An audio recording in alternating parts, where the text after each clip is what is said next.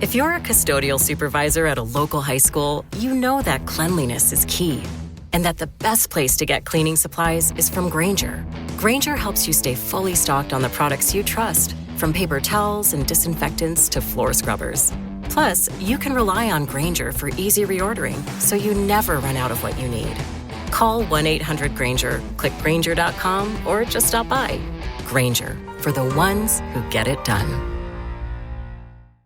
If you're a podcast host, listen up, this one's for you. My name is Allie Jackson. I'm the host of Finding Mr. Height, a dating and relationship podcast that I've been doing for 4 years now, sharing my positive and practical approach to dating that's built on my own life experience. And I wanted to share another experience that I've had, my secret behind monetizing my show. It's called Red Circle, and I was just telling my colleague about how much I love their platform. With Red Circle, not only am I getting a seamless hosting experience, but I also love the support I receive in ad sales. It's not just typical ad sales either. It's targeted opportunities based on my show and my life. And the platform is super simple. You just set your preferences and Red Circle matches you with sponsors that align with your show. You can vet every opportunity and their platform gives you great analytics. More recently too, my Red Circle team has brought me opportunities outside of my podcast on social media to really augment the podcast partnerships, bring them full circle. I just can't recommend them enough. If you want to give it a try, go to redcircle.com to get your free trial. That's redcircle.com for a free trial.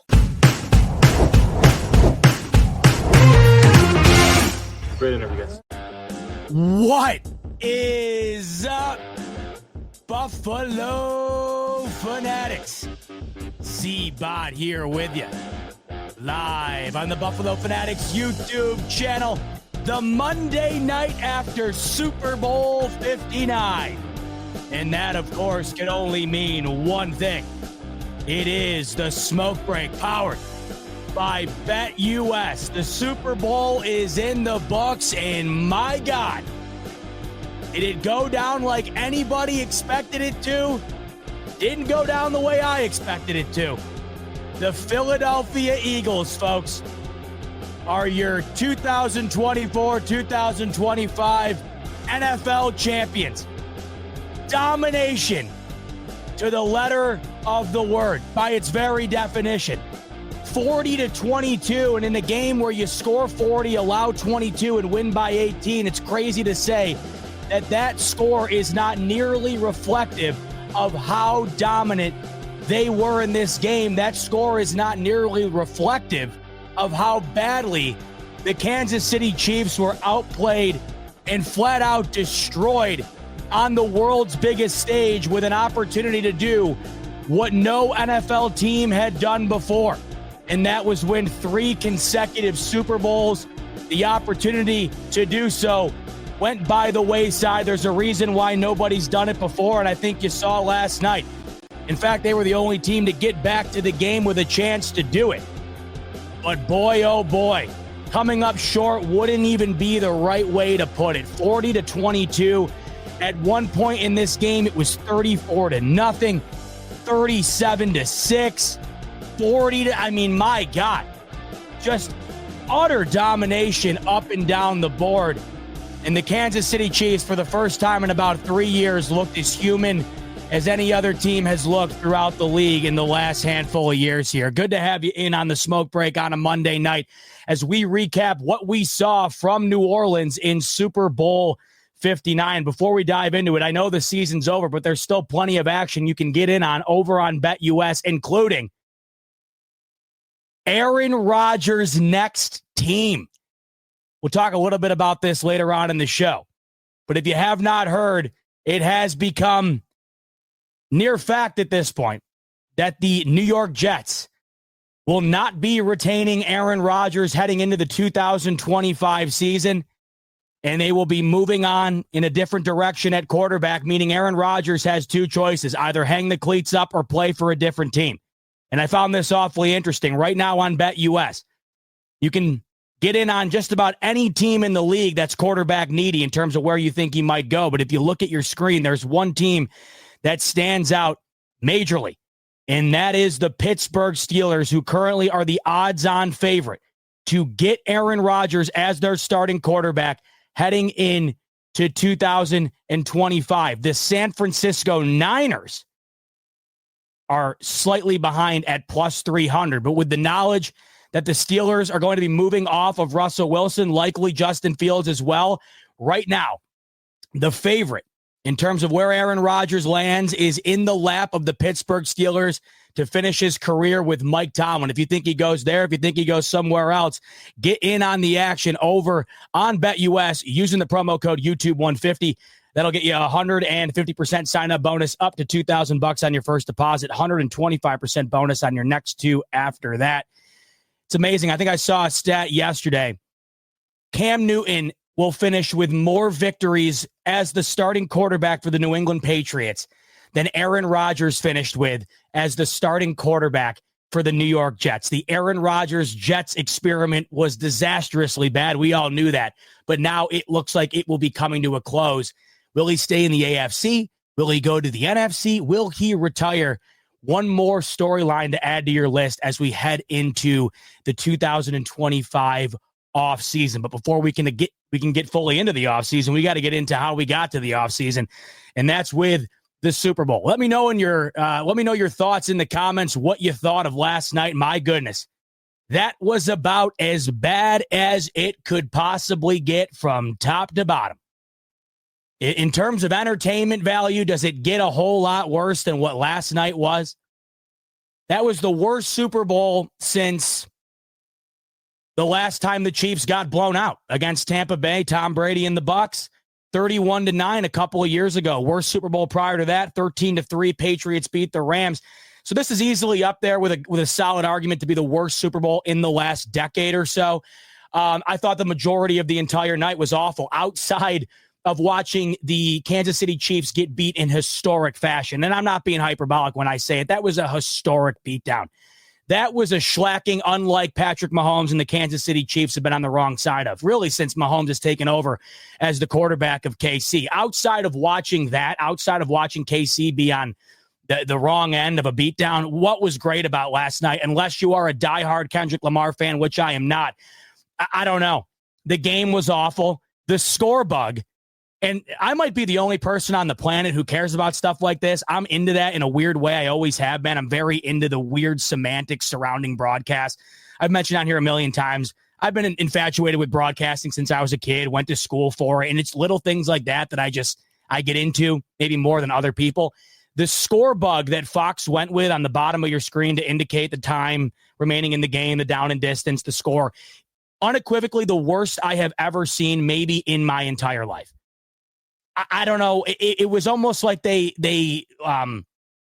let somebody win a contest and create it, or they just picked one out of a hat and were forced to go with it. It was terrible. I know 99% of you probably don't care, but that's just another indication as to how awful last night was, right down to the score bug. I saw someone on Twitter. They did this. You could make that score bug on an Excel document. You could go into Excel and make the exact same score bug that Fox made for the game last night. And somebody had said, well, Fox spent $375 million for Tom Brady to be in the broadcast booth. They didn't have much of a budget left for graphics. That was awful. You had two little boxes on each side that indicated the city for the team. The score was just hanging without any background. It was just hanging over the broadcast. I don't know. I hate it. I don't like score bugs that don't have the team logos. I just think it looks empty. It looks boring. It's dry. This was on a whole other level. It was awful. The halftime show, hey, if you loved it, great. If you didn't, I mean, to me, whatever. I thought it was rather boring. There was really nothing to it other than Kendrick Lamar just running around doing his songs. I mean, I go back to when Katy Perry performed a handful of years ago. She's dropping from the ceiling. You got a bunch of people dressed in shark costumes running around. There's theatrics everywhere.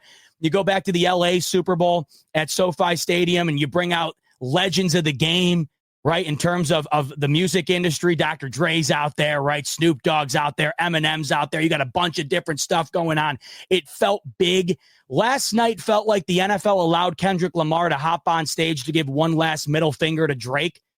And is that what we want the biggest stage in America to be allocated to? I mean, if you're a diehard rap fan, and I love rap music, don't get me wrong, and a handful of Kendrick Lamar songs I really do like, and he's very, very talented. But it just felt like a very niche halftime show. I would argue that the majority of people watching the game don't know a ton of Kendrick's discography, a ton of his catalog. And I think you saw that on social media where a lot of people were just like, I don't really know what was going on. I didn't know any of the songs. I don't know. And beyond that, I thought the bit with Samuel L. Jackson was cool because it was kind of like a play. That part of it was kind of cool, the way it was orchestrated. But there wasn't really any theatrics to it. It didn't feel like a Super Bowl halftime show. There just wasn't a lot of pizzazz to it. So if you're a huge Kendrick fan, you obviously loved it. But if you're looking for like the highest entertainment value, if you're looking at a show where you're like, oh, that makes sense why that was the halftime show, I don't think last night was that. And once again, this whole Drake Kendrick thing, hasn't it been over for months? I don't know. It just felt like the NFL was like, hey, like here's one last opportunity to capitalize on they not like us, which I think has been played into the ground. It's been played into oblivion by now. So that wasn't the best in my opinion. I'm a huge CBS and NBC broadcast fanatic, so I don't mind Fox at all. But Fox is probably my out of the choices I could have, whether it be Romo and Nance or Tirico and Collinsworth. I'd probably go with that before I went with KB and Tom Brady, even though I thought they did a good job. So overall, for me last night, it wasn't. I don't know. It just wasn't. It wasn't the best. Let me know in the comments what you thought. What you liked, what you didn't like. To me, every year, the funniest thing about the Super Bowl, to me, every year, the most divisive thing, bar none, is the Super Bowl halftime show. You got people just willing to go to war about it, whether you loved it or you hated it. I'm usually never on one side or the other. I'm usually down the middle. I could really care. It's not what it's about. I just like it for the entertainment value. It just didn't feel overwhelmingly entertaining is all. It felt like if you were a huge Kendrick fan, there was like little innuendos and Easter eggs that you must have loved. But once again, I just didn't feel like it was for everybody. Yet again, though, every year, this is what happens. Whether you loved it or you hated it, there always seems to be 50-50 split down the middle between loving it and hating it. But I think when you tied in how unentertaining the game was with a halftime show that felt like it was sort of niche-oriented, I don't know. Last night was not the greatest Super Bowl that we can remember here. We got NVM Mafia coming in. He said, I love the halftime show. I'm a massive K-Dot fan. See, that's how it goes. If Dave Matthews took the stage last night, I'd be the one up in the air. I'd be dancing around the living room. Half of America would be like, Dave Matthews hasn't had a hit since 1997. And I would totally understand that, right? So it all comes down to your preference. It all comes down to what you like and what you don't like. I would have thought he would have brought out a couple more guests. Usually that's what guys do. He brought out SZA. Serena Williams made a guest appearance. I was always we'll get off the halftime show in a second, but I was really hoping that opportunity in New Orleans felt like a major opportunity. In fact, you can go back to the show last year when it was announced that the Super Bowl was going to be in New Orleans. And I immediately said, oh, this is Lil Wayne's. This is going to be for Lil Wayne. And I thought it was going to be like a Lil Wayne Young Money show. Throw it back to like my heyday of growing up. Loved Lil Wayne growing up. Still do. And then you would have brought out the whole Young Money crew because he is a New Orleans native. I thought that's where they were going to go with it. Thought that made sense. Kind of like I said earlier, going back to the LA show where you brought out Dr. Dre and Eminem and Snoop Dogg. I loved that. But hey, it was what it was. Let's talk about the game. And what that was an absolute beatdown of epic proportions. Epic proportions. I'm looking at the chat here. Let's see this. Jermaine saying, just say you don't like rap, bro. See, I hate this. You can't be critical about the halftime show without having you can't be critical without being called a hater of something, right? I like Kendrick Lamar. I love rap. I just didn't. I think if you think about it objectively, it didn't feel like it was for a mass audience. I've always felt like the Super Bowl should probably placate to a broader audience, seeing that it is the most watched broadcast in the country every year. I'm not going to sugarcoat it. I think Rap Live is not great. Rap when you're hanging out in the car on a road trip, it doesn't get better. Rap Live is tough because it's just not, I don't think it's designated for a live performance as much as other types of musical genres are. But regardless, like I said, to each their own. Every year, this is the most divisive topic of the Super Bowl. It's not the game itself. It's not the commercials. It's always the halftime show. But hey, I didn't think it was bad by any means. I just didn't think it was the most amazing thing in the world. What else are you guys saying in the comments, actually, before we get into the game? Let's see what else you're saying. Real King saying, throw the commercials away. I got to tell you, as I've gotten older here, like when you have a commercial break, it's kind of like when you go up and grab some food. Or for me, like my little nieces and my little nieces are there. I'm with my family. So that's a time where I go and take a moment to hang out with them for a second. I don't pay much attention to the commercials as much as I think I used to. But I don't know. I have to go back and watch them. Nothing stood out to me in particular, I would say. Nothing looked great. Nothing looked, I don't know, boring by any means. The fact that it costs $8 million, however, $8 million for a 30-second advertisement during the commercial. You probably saw the graphic that they flashed up last night where back in the first Super Bowl, I think it cost $13,000 to advertise during the Super Bowl. Now it costs $8 million. What's Jay King saying? He's saying, got nothing to do with it being rap. He sucked. Couldn't understand an effing word. I heard that a lot too. I don't know. I knew at least half the songs, so maybe that's why it wasn't as big of a problem to me. Once again, I just didn't think it was overly entertaining. It was like the same location the entire time. And I go back to like when The Weeknd performed and he's running around. Remember, he's running around this like maze. He's going into, he ran through like a maze that was made out of mirrors. And it was memorable. I don't know. I just don't know how memorable it was. That's all. Kevin saying Z-Bot ain't going to glaze the Chiefs this show. Who could? Even Nick Wright didn't have the opportunity to glaze the Chiefs this afternoon. If you watched First Things First or any of the clips that came out from that show this afternoon, hilarious because they had already spent their money on betting the Chiefs would win. So they had like a mariachi band. They had a million different things. It was hilarious. Nick Wright was eating crow all afternoon, which was hilarious. Koala saying commercials have gotten worse. They used to be extra. Yeah, I don't know. Well, you got to factor in, I guess, a variety of things. One, the cost of entry now. Like I just said, it's $8 million to run a 30-second ad. So I think that the creativity might go by the wayside because you're getting a lot of the same players every year who have the money to do it. Plus, I think we're so spoiled all the time. We're on social media nonstop. We're not as impressed maybe as we used to be by a commercial because we're constantly being advertised to all day long when we're on our phones. So maybe that has something to do with it. Big Papa's coming in with our first super chat of the evening. He's saying Chiefs got humbled last night. As maybe a homage to Kendrick Lamar, they did indeed get humbled. Bartek coming in. This was genuinely one of the worst Super Bowls if you consider commercials, halftime show, and actual gameplay. Yeah, I mean, that's what I'm getting at. Like I said, if you were a diehard Kendrick fan and you really don't give a rip about commercials, last night, the only real silver lining to last night was watching the Kansas City Chiefs get beat in historic fashion. That is as bad of a loss as we've seen in the Super Bowl since they lost to the Bucs, and I thought it was worse. They lost to the Bucs 31-9. The score indicates a lesser margin of loss for the Chiefs in this game. I thought they were outplayed even worse than they were in that game. And we're also talking about the Chiefs being on the doorstep of history. In that previous game, they were not in the same position they were in this year. That's why it makes it so much worse. The Chiefs had lost one legitimate game since Christmas Day 2023, and that, of course, was to our Buffalo Bills in Week 11 of 2024. The fact that a team of that caliber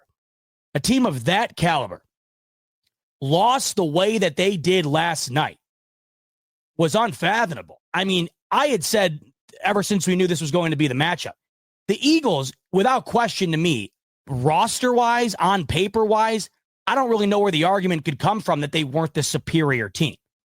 But as we've seen from Kansas City, being the superior team and going up against Kansas City doesn't mean squat. It doesn't mean anything. I thought the Niners were a superior team last year. That didn't mean anything. I thought the Eagles were just as good, if not better than them 2 years ago. That didn't mean anything. You could argue the Niners a handful of years ago were just as good. I think the Chiefs, that was probably their best version, especially offensively. But last night, the Eagles were definitely the better team going into it. However, the Chiefs were still favored to win it. And you understood why. 17 consecutive victories in one-score games. A 15-win season with one legitimate loss in the regular season. Like I mentioned, that only loss had come since Christmas Day of 2023. It had been 1,100 days consecutively. More than 1,100 days consecutively since the Kansas City Chiefs had lost a playoff game. So the idea of them losing last night was hard to imagine, but you understood if they did lose, why they probably lost, and that's because Philly was the best team in the NFL roster-wise. I don't think anybody, unless you are just a maybe bordering delusional Eagles fan who said, oh, no, this is in the bag. We're winning by 100. I don't know how you could have predicted last night, especially the way it went down, because it goes without saying. Patrick Mahomes had one of the poor performances in a Super Bowl that a quarterback has had in a while here. And when you factor in who he is, it's not like if Nick Foles had went out in the Super Bowl against the Eagles and not, or against the Patriots, and not had played the way that he did. Say he played horrendous. Say he played like Mahomes did last night. Nobody would be sitting back and being like, oh, well, we'll be remembering that awful performance from Nick Foles forever. It would probably be forgotten because it was a backup quarterback and the Patriots were supposed to win that game anyways by a sizable margin, right? Brock Purdy didn't play great last year.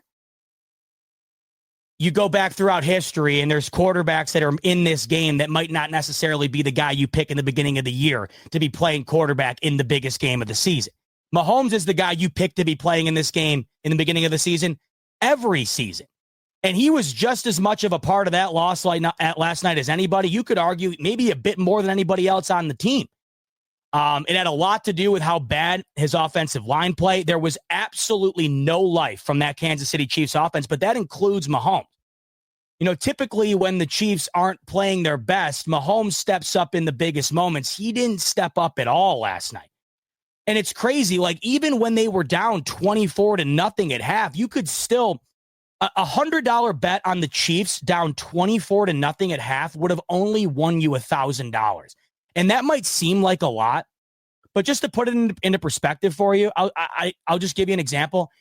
If this game was like week 10 and it was Eagles-Panthers and the Eagles were up 24-0 at half against the Panthers, $100 bet on the Panthers would probably win you $5,000. So there was still plenty of people out there that were thinking we were going to see Patriots-Falcons 2.0 last night. And it didn't even get close. There wasn't even a moment where you thought, all right, hey, maybe we got something here. No. That was as dominant a performance when you're considering from beginning to end, the totality of the football game, as dominant of a performance we've seen from start to finish by any team in the last however many years here. I mean, maybe ever when it comes to the Super Bowl. It was lights out. And as good as Philly was all year, I don't think they were that good at any point this year. I mean, that was as good as anybody has played all year long. All year long. TZ's coming in. Ooh, DMB, that would be good. TZ's talking my language. My kids like Kendrick Lamar. I liked it, but I'm older. I listened to 70s and 80s and John Mayer. Yeah, so do I, TZ. Like I said earlier, I'm sure the kids loved it. Plenty of people loved it. I don't know. I saw somebody get. This is why I hate bringing it up. You bring this up, and everybody gets down on your ass if they disagree with you. Someone telling me I'm too politically correct. I saw in the comments here because I don't know. I just thought it wasn't all that great. I thought it wasn't all that bad. I just thought it was whatever. I think when you're factoring in, once again, when you're factoring in that it was the Super Bowl, it just did not feel like a Super Bowl performance is all. I don't know. I wonder who it'll be next year, though. Here's the other thing, too. I'm a huge fan of like musicians, like guitar and drum kit and bass and all that. The problem is that's not really what it is anymore. So the odds of that happening again, where there's going to be this rock band that ascends to what rock bands used to be, that's kind of done. So it's either all going to be pop or rap or whatever. So who knows? Kendrick Lamar, though, you can't argue it. As far as popularity is concerned, he might not have been a household name for everybody watching it, but he was insanely popular throughout the past year. So I guess for that reason, it made sense. Ziggy's coming in. He's saying, I've seen my team win 3 Super Bowls in my life. Can't win it every year, man. So Ziggy, who are you a fan of? You a Chiefs fan? Then you would have seen 4, so it can't be Chiefs. Got to be somebody else. Terrence is coming in. He's saying Foo Fighters. Sign me up for a little Foo Fighters, Terrence. Sign me up for a little Foo Fighters. I would love that. But even the Foo Fighters are well past their prime. You know what I mean? Like right now, there just isn't a great band right now, unless you're into niche things, unless you're into smaller bands. It's not what it is right now. I wonder, it makes you wonder, like, if Taylor Swift wasn't dating Travis Kelce, would she have done the Super Bowl by now? Because it feels like how she hasn't done it is crazy, seeing that she's the biggest pop star in the world and has been for a while here. You have to wonder if eventually she gets in there. Power Joe. Now, Power J is really speaking my language. Imagine we bring Metallica out there. Pantera out there, right, with him. I think Pantera was opening for Metallica this past year on their tour. Once again, though, back to the point I was making where it's not for everyone. You bring Metallica out there, that's not for everyone either. Not everybody's going to love that either. It's really tough to please everybody. I've always felt like the NFL should try to please as many people as possible. But once again, I've said it already 5 times. There's never going to be a performance where everybody universally gets together and says, you know what? That was great. I think the last time that everyone was in unison in saying the halftime show was amazing was probably when Michael Jackson did it, however many years ago, 30 years ago.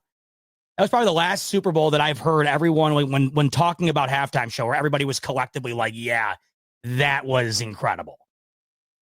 Yeah, you can't point to one performance, at least basically since I've been alive, everybody unanimously was like, yep, that was the best thing I've ever seen. JD coming in. Let's call it what it is. Mahomes was gifted the greatest tight end in the NFL for years. Kelce started breaking down. We all began to see Mahomes' weaknesses. We're going to get into this throughout the show. And I'm interested to hear your thoughts as well. I tweeted this out last night, had a variety of different comments, and I'm genuinely interested in what people's perspective is on this.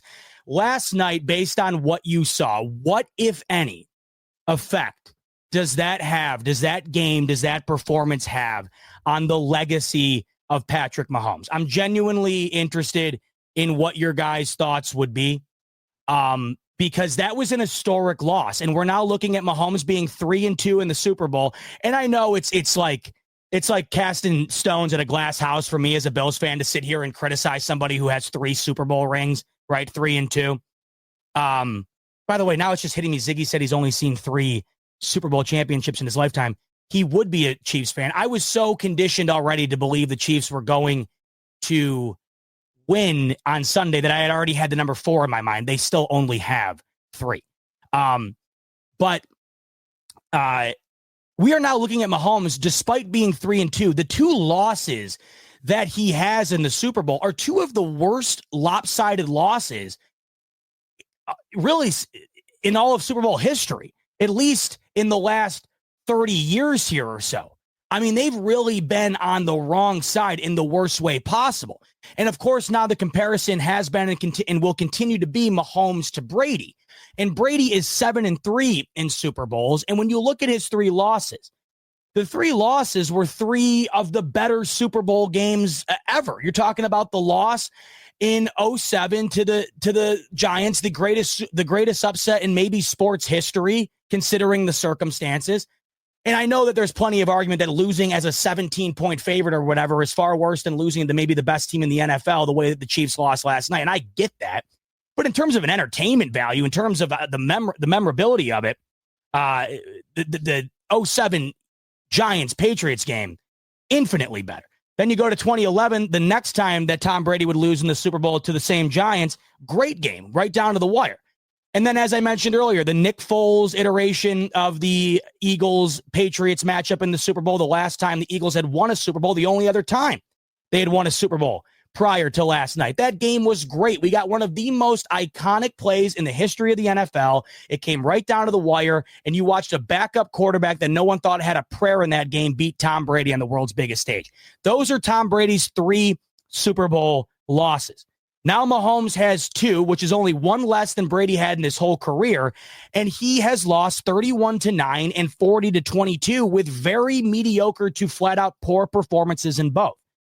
And when we're talking about the comparison from Brady to Mahomes, which this is the conversation that's going to be had till the end of time. I mean, it's not going anywhere, so get used to it. LeBron's been in this league. LeBron's 40 years old now. He's been in this league since he was fresh out of high school. So what? That's 22 years now. LeBron's been in the NBA. We have been having the LeBron, Michael Jordan conversation for nearly my entire life. I'll be 28 in a little over a month.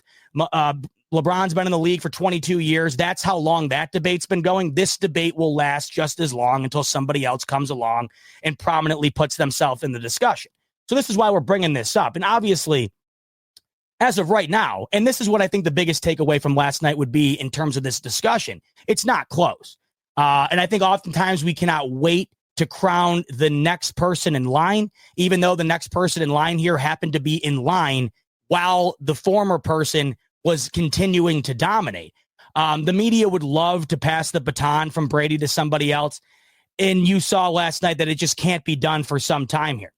As it stands right now, here are the current statistics for those 2 aforementioned quarterbacks in Tom Brady and Patrick Mahomes. Here are the 2 stat lines for both of them throughout their careers in the Super Bowl.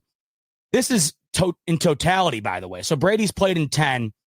Mahomes has played in 5. Mahomes already has more interceptions thrown through 5 Super Bowl appearances than Brady ever threw 10.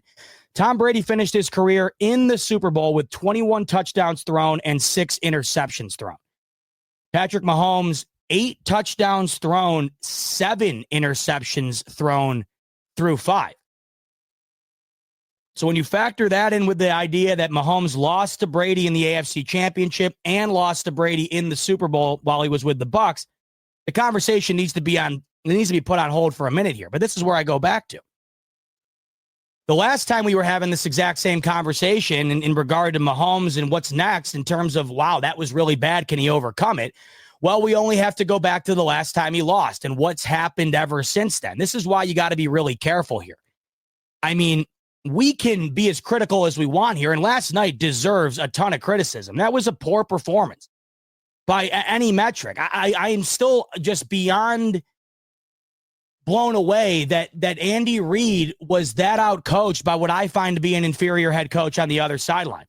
I was just blown away by the idea that Mahomes, the caliber that he plays in, especially in these big games, in these big moments, that he played as poorly as he did. I was blown away with the inability for the offensive line to land a block, and I was blown away by the Eagles' offensive ability to put points on the board without Saquon Barkley really popping off at any point in the game. I mean, you could argue Jalen Hurts was the more effective runner for the Eagles in that game last night than Saquon was. And they put up 40 points, and if they wanted to, they could have cracked 50 probably. They took their foot off the gas with pretty much the entire fourth quarter remaining. But I'm wondering, and I'm interested, and we'll look throughout the chat here, but let me know your thoughts on what effect last night has on Mahomes' legacy, if anything. And the argument could certainly be made that it doesn't have any effect at all. The guy just got the Chiefs back to the Super Bowl for the 3rd consecutive time with an opportunity to win 3 in a row, and nobody had ever done that.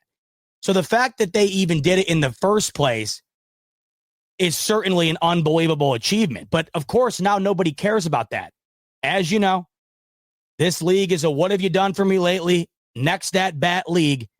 And the last at bat we see from Mahomes on the world's biggest stage was a big swing and a miss, a strikeout. But the fact that they got there in the first place, you have to weigh that into how much you think that affects the legacy moving forward here. You also have to factor in the last time he lost this badly was in this same game, and he would go on to win 2 more and was on the doorstep of winning a 3rd additional last night. But this game was over from the jump. Really, the Eagles would have scored on the first drive if not for the offensive pass interference called on A.J. Brown. The Eagles were moving the ball down the field. They went forward on fourth down. It looked like they got it, a sizable gain down the field, a beautiful teardrop to A.J. Brown going down the sideline. There was some contact by what seemed to be both guys. A.J. Brown extended his arm, and it wound up resulting in an offensive pass interference that stalled that drive out and forced the Philadelphia Eagles to punt the ball. If it weren't for that pass interference, they would have scored on that drive, and it would have gotten uglier even sooner. Very slow start to the game. This seems to be the theme in almost every Super Bowl. It's rare you see teams come out clicking on all cylinders, and that's totally understandable. I mean, you are literally playing. It does not get bigger than that anywhere. It just doesn't. And no matter how many times you've been there, no matter how poised you are as a player, no matter how prepared you are as a team, you can never be fully prepared for what that moment really is. And I think you see that almost every year, where it just takes these teams some time throughout the game to fully get their foot planted onto the gas. And I think you saw that last night. But once Philly found the gas pedal, they never let off of it. And Kansas City never, ever, ever found the gas pedal. And it was domination in pretty much every phase of the game. And when you factor in the way that the Eagles were able to do it, I mean, they did not do particularly well on third down, had the same conversion rate as the Chiefs did, only converting 3. They never got a fourth down conversion.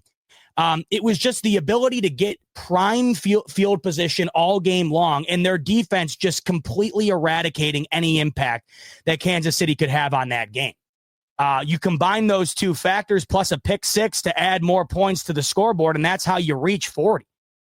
But when you hit 40 points, typically you think the offense goes nuclear. And I mean, Philly had a decent day offensively, but there was nothing about that offensive performance last night from Philadelphia where you were like, man, look out. The Philadelphia Eagles on defense last night were about 75 to 80% of the reason they won that football game the way that they did. And all the Philadelphia Eagles offense had to do was just take advantage of it. And outside of an early Jalen Hurts pick, they did exactly that. They capitalized when Philly's D set the ball up on the tee for them. Not only do you get the pick six, but you immediately get a pick on the very next throw by Mahomes. You're already within your own 15, and you capitalize. And we will, of course, talk about how this reflects onto our Buffalo Bills as we get in through the show here. So settle in. We're only about a half hour in. We got plenty of time to go, and we'll talk about all of it. But that right there, of course, is the main topic that we're going to discuss in terms of what we learned about our Buffalo Bills based on this game last night. Let me put the fan on real quick. One sec.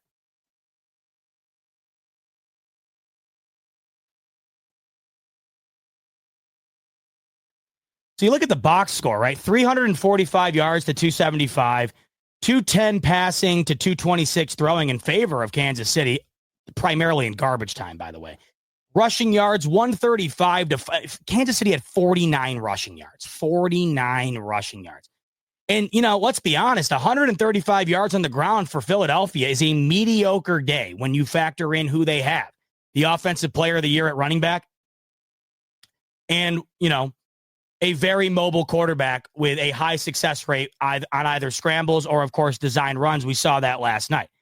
Jalen Hurts was the leading rusher. If I had told you going into this game that the Kansas City Chiefs would hold Saquon Barkley to 2.3 yards per carry on 25 carries for a total of 57 yards, and he would not get in the end zone, I would have told you that Steve Spagnuolo had once again a masterful performance in the biggest game of the year, and the Chiefs won a narrow, low-scoring football game. I don't know how you could have conceived any other outcome.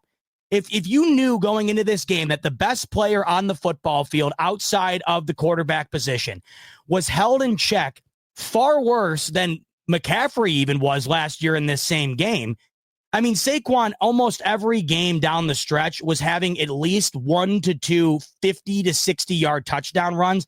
He didn't even have 60 total yards in this game, and it wasn't like they abandoned him. He ran it 25 times. He didn't even run it that many times against the Commanders in a blowout in the NFC Championship. 25 carries for 57 yards, 2.3 yards a carry, and no touchdowns. Kansas City Chiefs fans around the country are signing up for that every day of the week and twice on Sunday. Jalen Hurts is your leading rusher with 11 carries, 72 yards, ultimately solidifying him the MVP award because he was awfully efficient through the air, 17 to 22. He did have that one pick, but that was the only real mistake that the Eagles made in the entire football game. Outside of that, I thought he was great. Thought he managed the game perfectly, had a couple of really nice-looking balls, and he ran it tremendously well, including once for a touchdown to get himself to 3 total on the football game. But I cannot get over the game plan obviously being, well, it was well acknowledged by everyone who was going to be watching this game that had been keeping close tabs on the league all year. We had talked about it even prior to the game. What's the game plan for Kansas City going into the Super Bowl in order to win the football game? If they execute it, they'll win. What in your opinion would that be? And the answer, low-hanging, fruit on the tree, but the easiest and I think most logical answer, despite it being the easiest, shut down Saquon Barkley. I mean, we had saw the stats. Jalen Hurts, one of the worst quarterbacks in the league when pressured. The worst quarterback on the football field last night, unquestionably, was Patrick Mahomes. And when it came to the worst quarterback when facing pressure, it wasn't even a debate. Career high in sacks with 6. So many elements of this game that just, like I said, it wouldn't have stunned the hell out of me if the Eagles won this game. The way that they won was, I just don't know how you couldn't be at least a little shocked by it. I mean, like I said, if you're a bordering delusional Eagles fan, and we all have those, and it's a great way to be, especially when it turns out in your favor. But unless you are a massive Eagles fan who just had this notion concocted out of nowhere that the Eagles were going to do what they did last night, I don't know how you could have anticipated what we saw. And it's little things that you're seeing in the box score and just that you saw in the game that also make it a little bit more confusing. Like this Saquon line to me, I can't get over. The idea that they scored 40 points and look, they won by 18. That is not a fair way to assess the outcome of this game. It was 34-0 and it was 40-6 before the offense of the Chiefs did anything. It was strictly garbage time yards that made this game look anything close and made their box score look anything respectable. It was 40-6. There was a point in time where I was looking up how if a shutout had ever happened in the Super Bowl before. That's how close we were getting to it. They were 3 points shy of holding the largest lead in Super Bowl history with 37. I mean, this was a historic beatdown. And when you factor in who it was against, I mean, it's just, like I said, if the Commanders somehow stumbled into this game with a rookie quarterback and then it all fell apart and the Chiefs were on the opposite end of this and they were the one dominating the Commanders, I think people could look back and say, well, yeah, it was a rookie quarterback. No rookie quarterback had ever made it. And the Commanders are certainly a year or two away from really reaching their full potential. The Chiefs are on the doorstep of a three-peat. No wonder they got smoked.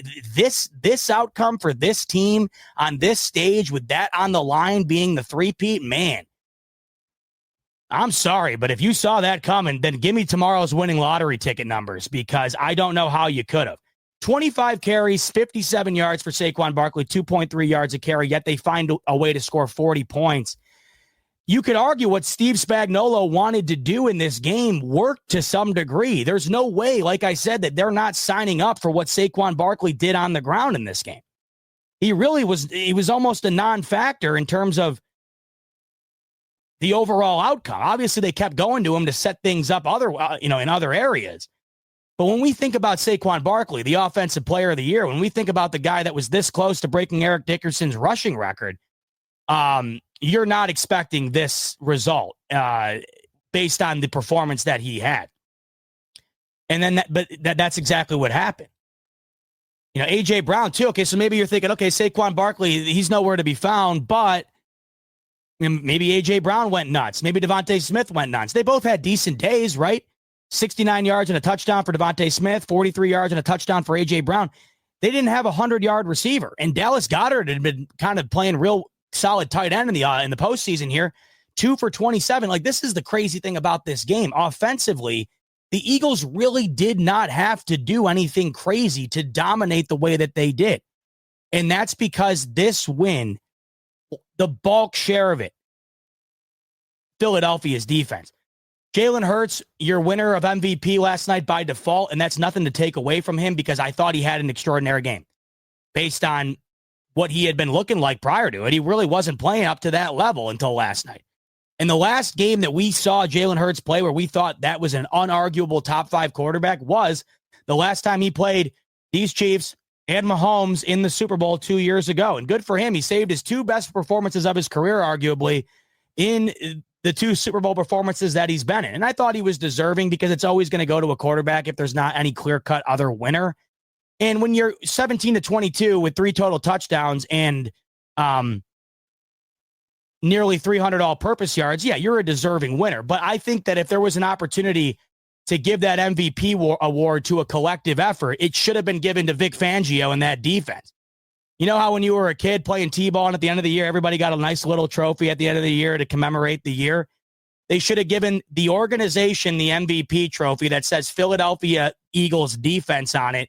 And Vic Fangio and the entire Philly starting defense should have gotten an individual tiny little trophy to commemorate that performance because they were the Super Bowl MVPs.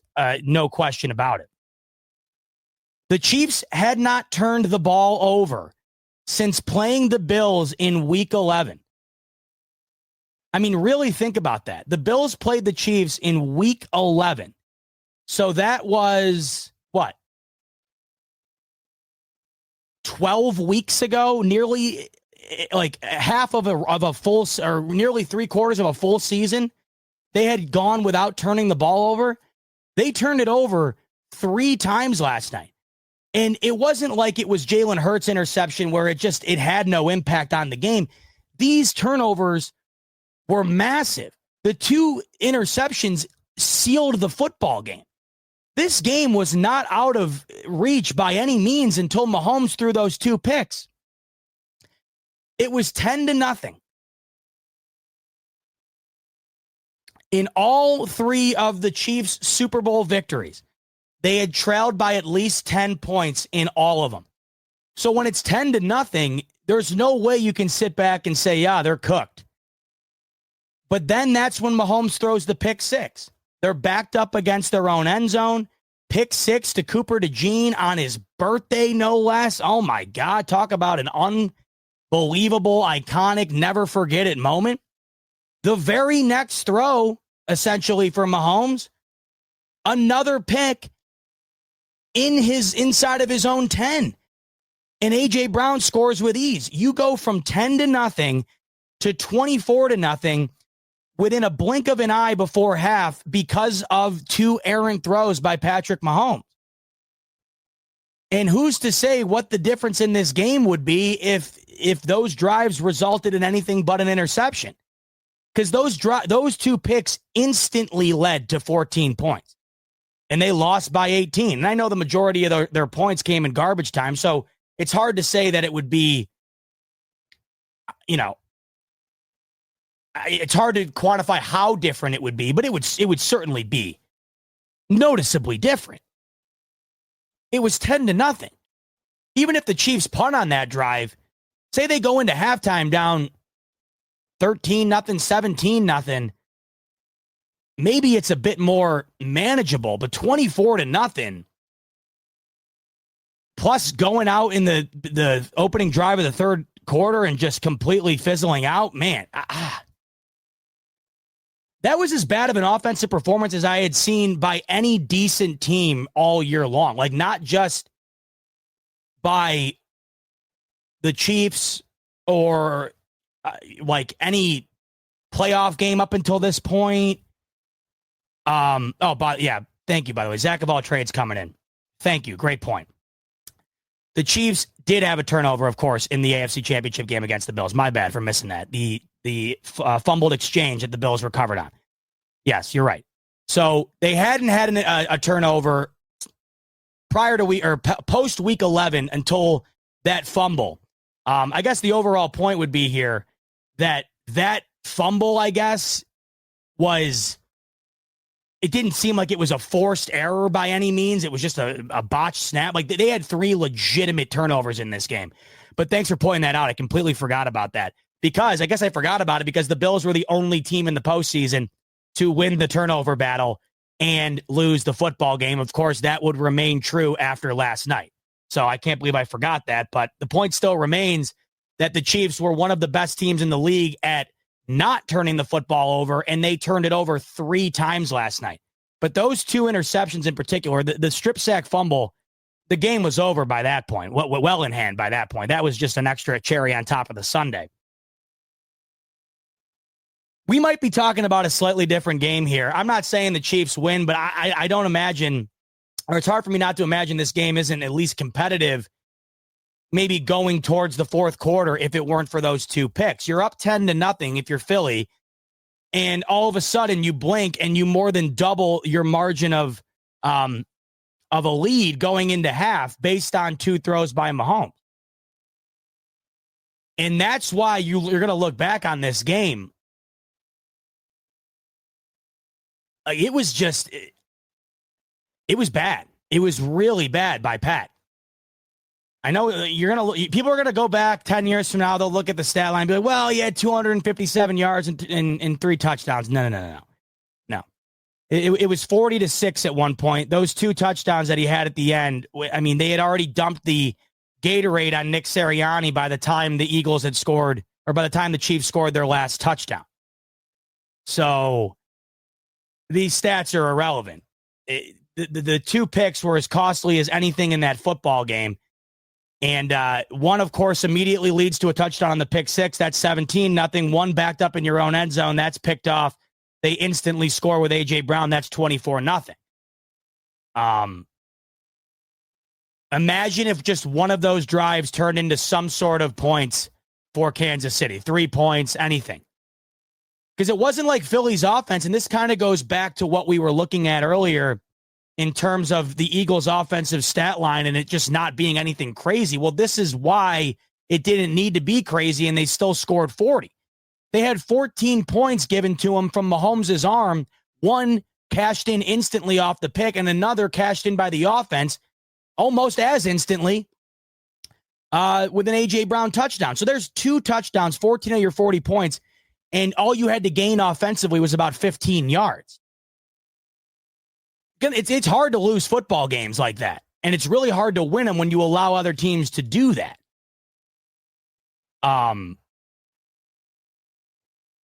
You could have predicted the Eagles to win this game in a variety of areas. I think predicting them to win it because Patrick Mahomes had a very large hand in allowing Philadelphia to pull away the way that they did would have been a tough bet to make.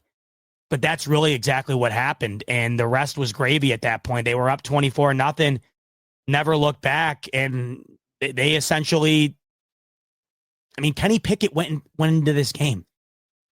You know how rare it is to put a backup quarterback in the Super Bowl and you win it? That's the type of game we watched last night against a team that was bordering on inhuman. Kenny Pickett got snaps in that football game last night. Did you think Kenny Pickett, unless Jalen Hurts had suffered a very unfortunate injury, with that out of the question, any possible scenario in your mind going into that game where you fathom seeing Kenny Pickett going out there on the football field with pads on, taking snaps? Michael Hill coming in with a super chat. I'm tired. Sean McDermott needs to stop drafting nice, sweet 2 parents holding the door for old ladies. Kissing babies, 4.0 GPA, read the Bible every day, football players. We need some youngins. We're going to talk about that in a little bit.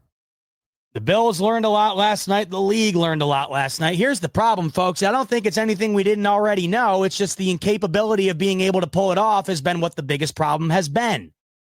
Because the same way that the Chiefs lost last night was the same way that the Tampa Bay Bucks beat them a couple of years ago. In fact, Tom Brady even said this himself on the broadcast. He said the last time they lost in this game, when I played, when we beat them the exact same way. I mean, Tom Brady could have went out there and twiddled his thumbs for 3 quarters. They still were going to win that game. They scored 9 points, 31-9. And what does it all come down to? A pass rush. Philadelphia last night had one of the most iconic performances in Super Bowl history on the defensive side of the football field, or on the defensive side of the football. No over-exaggeration. That was one of the best defensive performances in the history of the big game. And it'll probably be on a short list of NFL history when you factor in how they did it.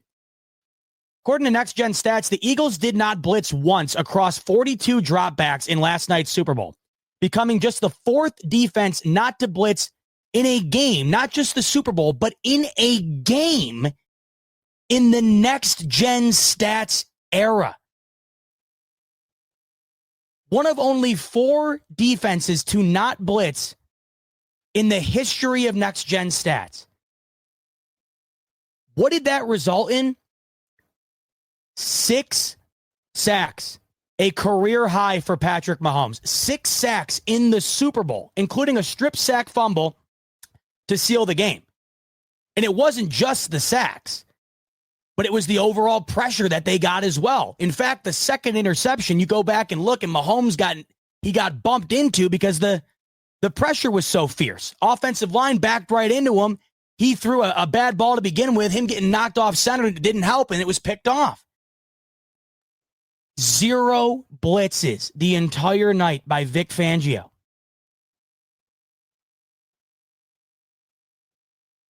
The Eagles, despite not blitzing, generated 16 pressures.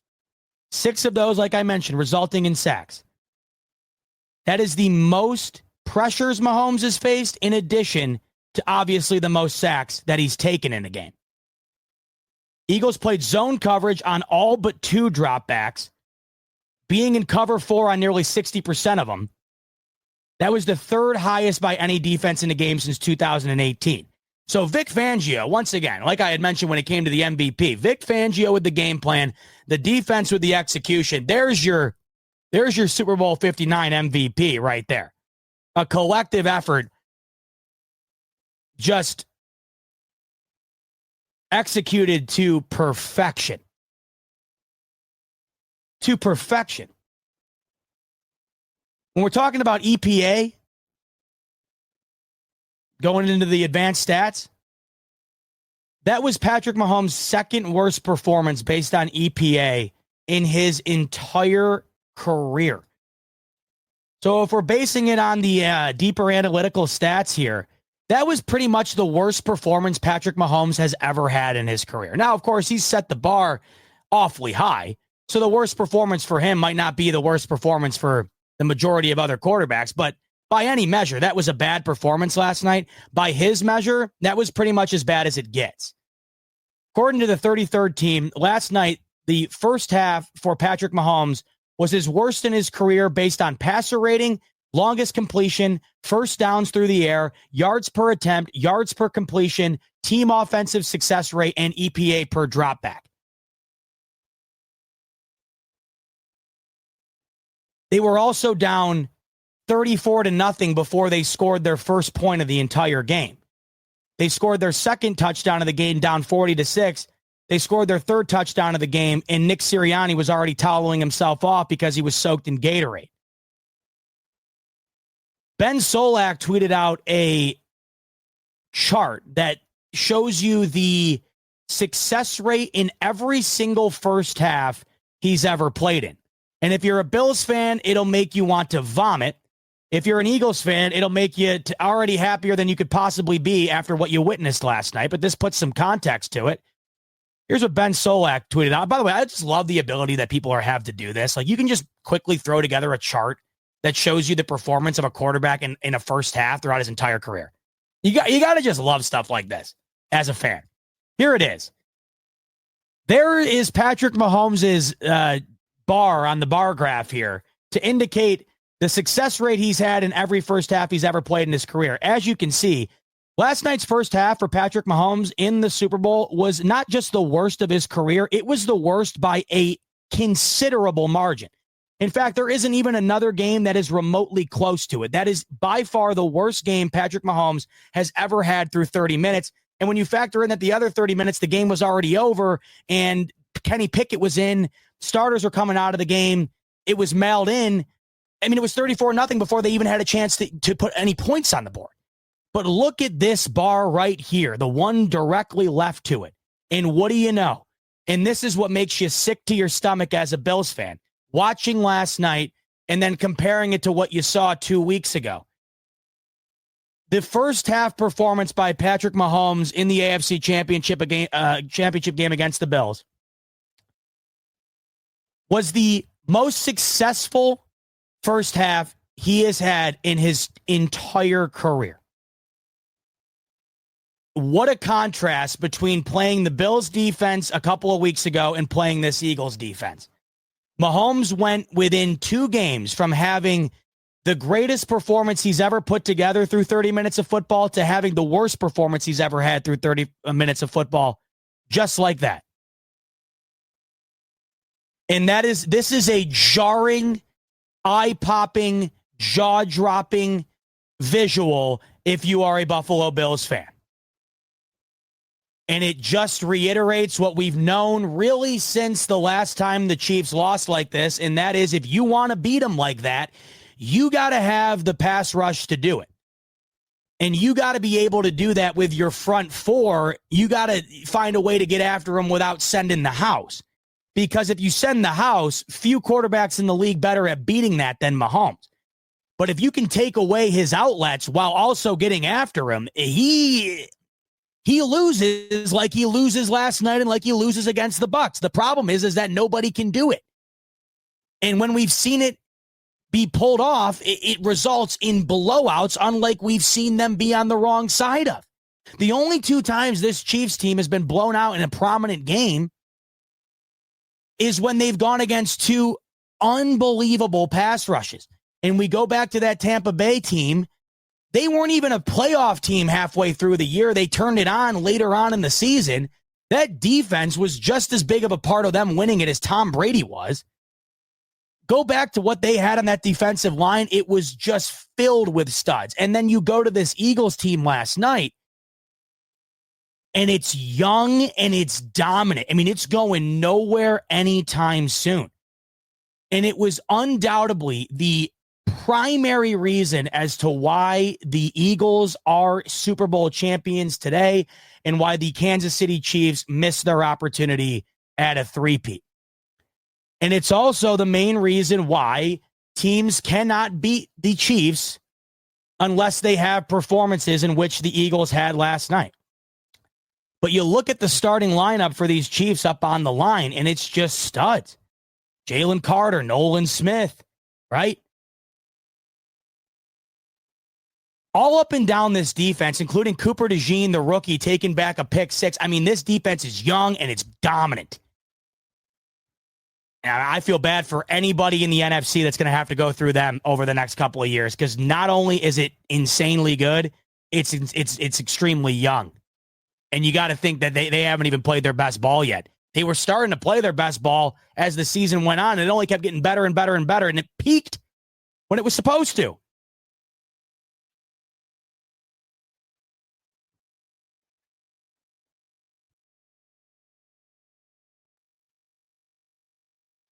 When you factor in the ability for the Eagles to pull off what they did, with the idea in mind that the Chiefs also didn't play well, I think it was a combo of both. I give far more credit to the Eagles' ability to do what they did than I do to this win being based on the Chiefs just not playing well. But the Chiefs certainly did not play well. And then when you add that on top of what the Eagles did, the Chiefs didn't stand a chance. And when's the last time you could say that? Well, it's probably been 3 years. When you just consider all of the things going down last night that you haven't seen in so long. I mean, let's just unfold them here for a second, right? That was their first loss in the playoffs in over 1,100 days. That was their first loss in the Super Bowl, the last 2 tries, right? So they were on the doorstep of 3. They lose in the Super Bowl. They hadn't lost a legitimate football game with their starters since week 11. And the only loss that they had had since Christmas Day 23 was that week 11 loss to the Bills. They were on a 17-game win streak in 1-score games. This one never got close to a 1-score game.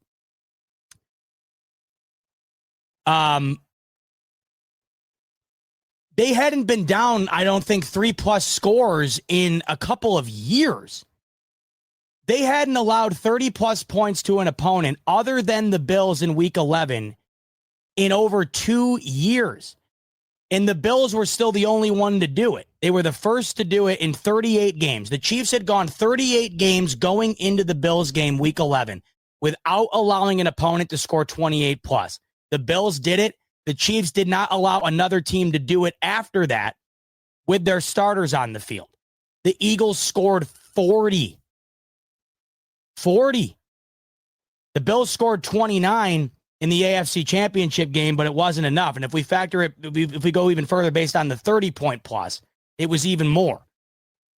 They had not allowed 30+ points in like literal years other than the week 11 game against the Bills. They got close in the AFC Championship, but we know close wasn't good enough. 29 wasn't good enough. Eagles put up 40.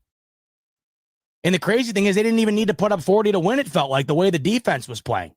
Felt like, mid-20s would have gotten this done. That's why it felt like it was over at half.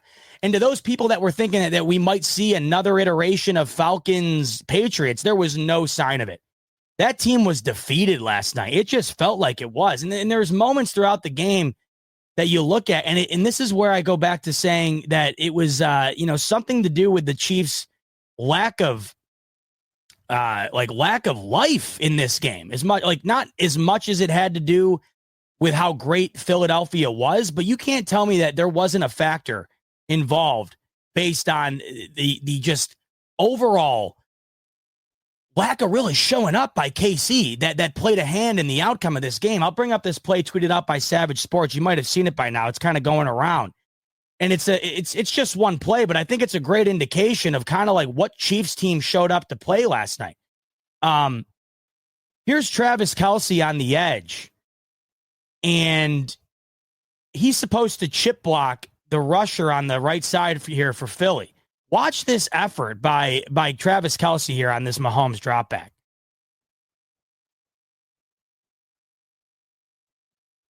So the ball's snapped. Mahomes has the ball and is about to hand it off, and Kelce isn't even out of his stance yet. Look at this. Look at this. Watch the football. Watch the football be snapped. The ball is snapped. Travis Kelce is in his 3-point stance.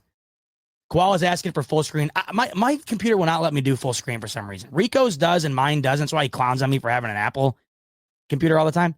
Apple's superior in like every way, but apparently putting a full screen video on StreamYard. I don't know why. Anyway, not even out of his stance. And by the time he gets up, I mean, that's just never going to work. And then look at boom. I mean, by the time Mahomes gets out of the read, by the time he executes the play action, I mean, good night. The fact he was even able to buy as much time as he did is pretty impressive, but it results in a sack. And that's just one play, but throughout the night, like that was what it was. So you have a dash of a lack of effort. You have a dash of domination by the Philly defense, and you wind up baking a cake that results in just a waxing of the Chiefs in a way that we didn't know was possible, basically based on what we've seen the last 3 years from these guys. Oh, Koala's asking about OBS. So I know how to use OBS, and I've used it plenty of times. In fact, for work, I used to do live streams for companies, and we would use OBS. It's not that I don't know how to use it, nor do I want to use it. It's just StreamYard is so easily integrated into YouTube. So it's so easy to use, like just to hop on here and go. Like when you guys send in chats and stuff, it all populates perfectly. It's all there. It's definitely something we've talked about and something we want to look into maybe going into next year to add some more spunk, I think, to the streams, because you can just do way more with OBS. But hopping on here and just doing a show with StreamYard, it's perfect. So I know that play is kind of a standalone example, but an example nonetheless of a team that you would expect to be as prepared as anybody ever has been. Look, you don't get to where the Chiefs were last night without being as prepared as anybody ever has been in the history of the sport. And I'm not trying to sit here and say that they weren't what they've been up until this point. We can't use one game to kind of knock down the Jenga tower that they've built up until this point. But man, a couple of pieces were certainly a significant amount of pieces, I would say, were certainly taken off of that Jenga tower last night. And it's just awfully interesting. And it kind of, it makes sense to some degree when you realize how the Chiefs have been winning and then what it looks like when you go up against a team that's not going to allow you to be involved in a one-score game. The reason the Chiefs have won 17 consecutive one-score games is because there's nobody better in the league at executing either in the 2-minute drill or down in the fourth quarter or just based on game efficiency. Like, they rarely ever turn the football over. They rarely ever allow you to score in the high 20s. We know it's nearly impossible to get to 30. We know that Mahomes in the final minutes, based on the numbers, has been one of the best quarterbacks, if not the best in NFL history in terms of turning those moments into victories. We also just know that oftentimes in big moments with the game on the line within one score, that other teams implode. They just do. Or they just don't execute. Whether it's implosion or just a complete lack of execution, either way, it results in the same. I don't think the Bills imploded with 3.5 left against the Chiefs in the AFC Championship game, but they didn't execute. They did implode in the 13-second game defensively. They had their opportunity in the divisional round last year to either tie or win it. They missed a field goal. And those are just examples from our own perspective as Bills fans. I mean, think about all the other examples. Go back to the Black Friday game, Raiders-Chiefs. And the Raiders are running a third down play with no timeouts when they're already in field goal range. And they fumble the snap. They would have won it. They just gone out and kicked the field goal. Go back to the Broncos game. The blocked field goal. Go to the divisional game this year. The Texans are going up and down the field on them. Sack after sack, missed field goal after missed field goal. Couldn't execute when they got over the 50-yard line. Ravens game week 1. Mark Andrews toe, big toe on the sideline. Or was it Isaiah Likely? One of the two. I don't know. Either way, one of the tight ends, big toes, hits the out of bounds line. Chiefs win. They're so good in those moments. In order to beat them, you can't allow the game to get down to those moments. Look at the last few losses of note this team has had, right? The Bills beat them in week 11. They won by 9. 30-21. They had to do what most teams are incapable of doing against this team in order to beat them, and that's score 30, win by more than one score. Go to the Bucks Super Bowl, 31-9. Bucks had to do what most teams can't do against the Chiefs.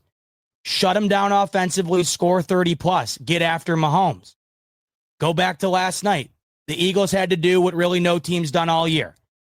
And that's completely wreak havoc on Mahomes through your defensive line, light up the scoreboard, and just completely shut down any offensive capability this team may have. This is why it's so rare for them to lose, because usually in any other situation, they win the game. If it's a tight game, they win. The only tight game they've really ever lost that means anything is in based on a last-second field goal to the Cincinnati Bengals and in overtime against the New England Patriots in Tom Brady's final Super Bowl run with the Pats. They don't lose those games typically. And throughout the maturation process of the Mahomes-Reed era, they don't lose them at all. This is how you have to beat them. I want to touch more on the question I posed a little bit earlier in terms of Mahomes' legacy here. This is an interesting debate to me. It really is. And once again, I'll preface, and I saw, who did I see here come in here? Cliff came in. Hey, by the way, Cliff. So for those who don't know, for those who didn't tune in with Rico and I Friday night, Cliff went to the game Friday night. Cliff, sorry for your loss, brother. I hope the juice was worth the squeeze outside of the loss. I hope you had an incredible time. I know you had said it was a lifelong dream of yours to go. And I can only hope one day I get to do the same. Envious of you in that department, of course. So I hope you had a good time. And I mean, shit, I'm sorry it went the way it did for you, having to go to that one out of the ones that were prior to it. I'm sure you'll get another chance at some point. But I bring this up because I'm posing this to everybody in the chat, including Cliff, including all the Chiefs fans in here, everyone in here. Last night, and I would be interested to hear what the Chiefs fan perspective would be on this. Ziggy's coming in here. He's saying Mahomes' legacy is top 5 already. He ain't done yet. He's only 29, man. Locked in. There's no question about it. There's no question about it. This is where I think this debate is interesting because when we talk about the legacy being effective, we're not talking about his legacy being affected to the point where he's not going to be considered an all-time great. I think we're past that point. Mahomes, Mahomes, doesn't it feel like he could hang it up and he will always be considered a top 10 quarterback? No doubt in my mind. No one's done what this guy's done. And like I had mentioned, the fact that they even got there last night was an accomplishment that no other team had done in their own right ever. But I am interested in the argument based on what effect this has in terms of the next echelon, so to speak. Because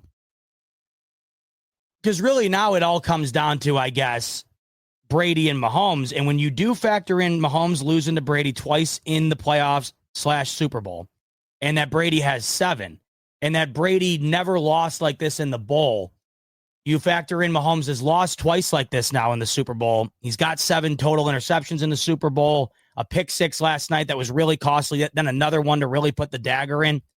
I'm just interested. I've always also wondered what it would ever take for Mahomes to, like, for I think people forget, for the longest time, Brady wasn't the GOAT. It was still Montana.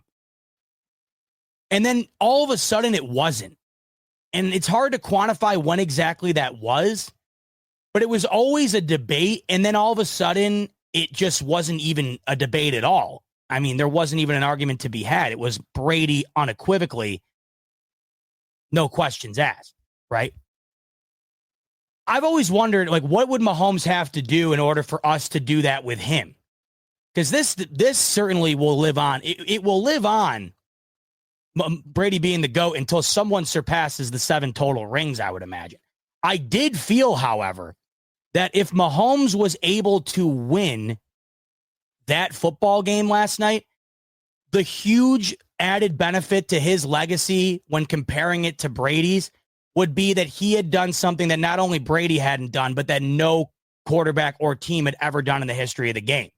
And it feels like he would have to do something like that in order to surpass Brady because of the fact that he lost twice to him in the championship game and in the Super Bowl. Feels like you would need a differentiating factor, whether that be Mahomes winning 8 or him doing something like he could have done last night and then winning 6 or 7.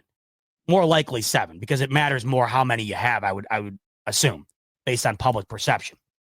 But it felt like last night, I'm telling you right now, if they won that game last night, all you would have been hearing today in order to really get those clicks up would be that the timer has been started on the monopoly that Tom Brady currently possesses on the GOAT status.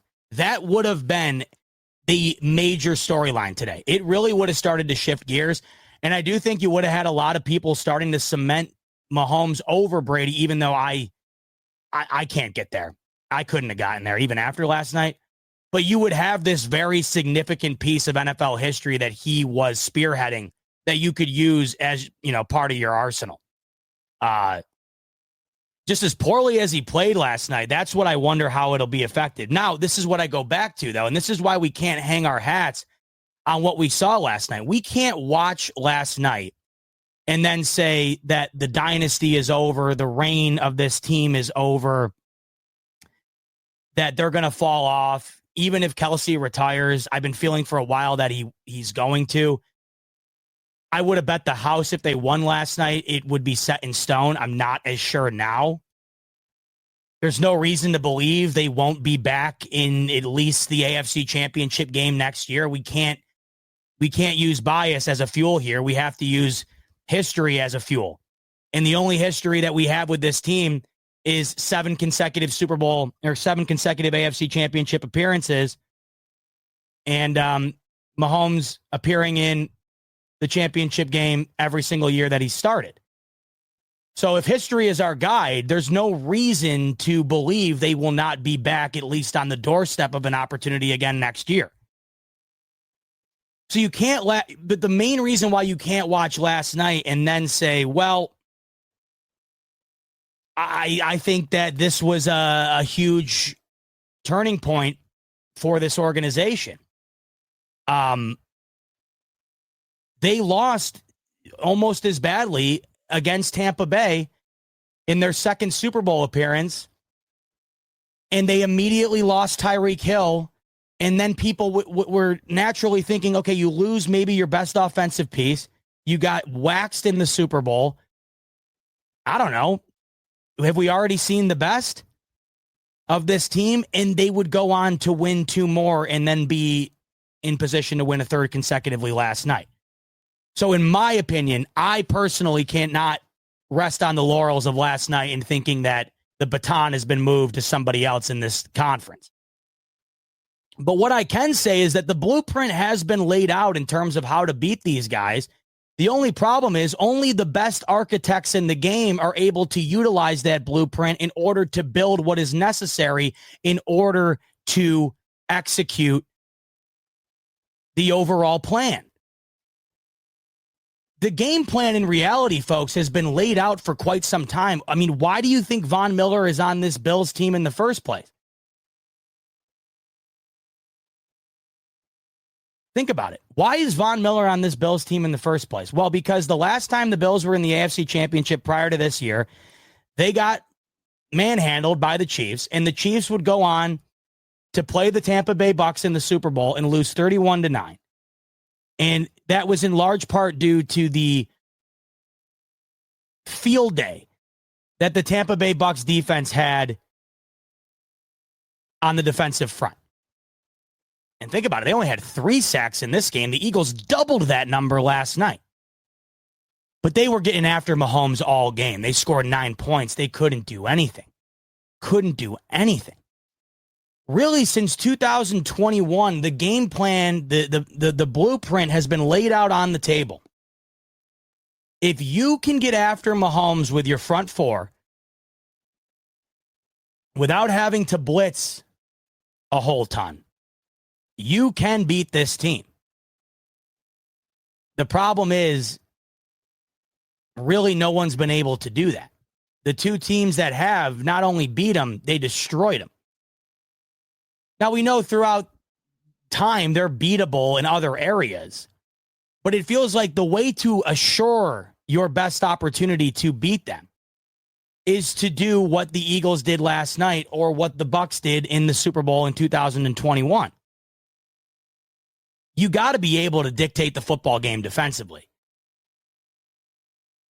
And as soon as the Bills got waxed like they did in that AFC Championship game, they go out and get Von Miller.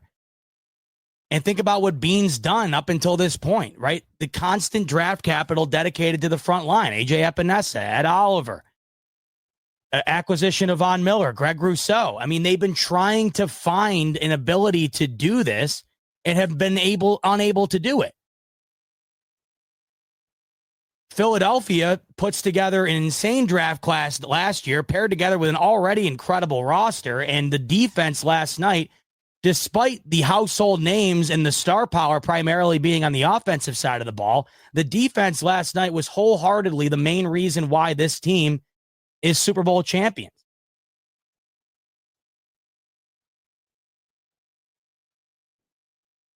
So let's talk about Let's talk about how this correlates to our Buffalo Bills and what we learned as Bills fans last night watching this beatdown of the Kansas City Chiefs. So I want to clarify something. I tweeted this out in the middle of the game last night, and it kind of popped off a bit. And I think it was kind of misunderstood what I meant.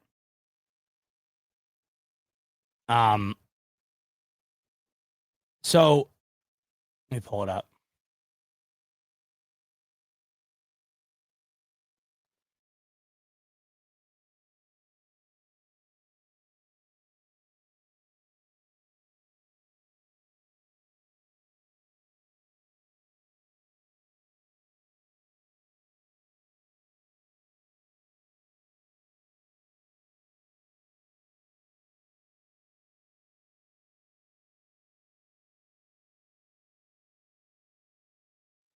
My bad. I didn't realize I was muted. I had to cough real quick and I muted myself. So I tweeted this out last night.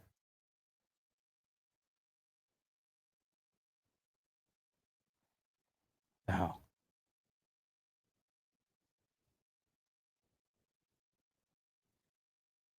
I tweeted out, pretty disgusting that the Bills allowed 32 points to this same offense 2 weeks ago.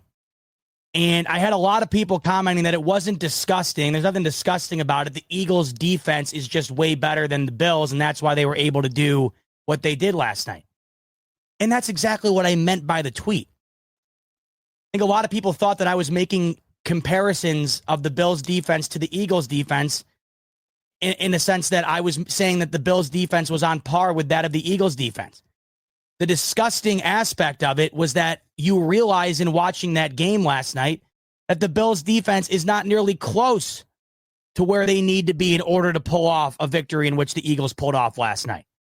That's the disgusting part about it. It's not disgusting that the Bills didn't pull this off the same way 2 weeks ago because they just don't have the ability to do it against the Chiefs. And we know that to be a fact because in 4 playoff losses against the Chiefs, since Josh Allen's been the quarterback, they've allowed 33 points per game to Kansas City over those 4 games. They are incapable of coming close to doing what the Chiefs allowed the Eagles to do last night. The disgusting element of it is 2 weeks removed from the Bills allowing that team to break 30 for the first time all season long. You watched a Philadelphia defense built primarily through the draft hold the Chiefs to one of the worst performances they've had in 3 years. Really, you could go as far as saying 4 years. The disgusting realization is that the Bills' defense, as it stands, is not close enough to a caliber of which Philadelphia's is at in order to execute what Philadelphia executed last night. And the thing of it is that the Bills don't even necessarily have to do what Philly did to the fullest extent. I'm not saying that a team, and this goes for really anybody, because who else has the team to do this right now? As I mention all the time, the Chiefs aren't just a Bills problem, they're a league problem. But what you saw from Philly last night, they're not a problem for Philly because Philly has the anecdote. They have the pass rush. That's why they're not a problem for Philadelphia. But nobody else in the league, I don't think, has the capability of doing what the Eagles did last night while also having an offense to be able to execute off of that as well. The Bills really, all you would have to argue, I would think, would be the Bills would have to put together maybe half of what the Eagles did last night in order to have their best chance to finally beat them in the playoffs. I'm not saying they got to sack them 6 times, not blitz once, which was historic. You don't have to have a historic game, but I got to tell you, you have to have an unbelievable game. That just goes without saying. There's a reason why they were in their 3rd consecutive championship, because they don't lose games where the other team performs halfway decent, average, or even a little bit above average. You have to be playing your best game. And when you get into the playoffs, that best game has to be even better than your best game previously. We saw that. The Bills had an extraordinary game against them in Week 11, held them to 21 points, picked off Mahomes twice, scored 30 They got them again in the AFC Championship, scored nearly 30 again, but it was the defense that allowed them to score the most points they had scored all year long. 6 sacks, I don't think is necessary. A pressure rate of historic proportions, I don't think is necessary. 16 pressures, right? All-time high for Mahomes.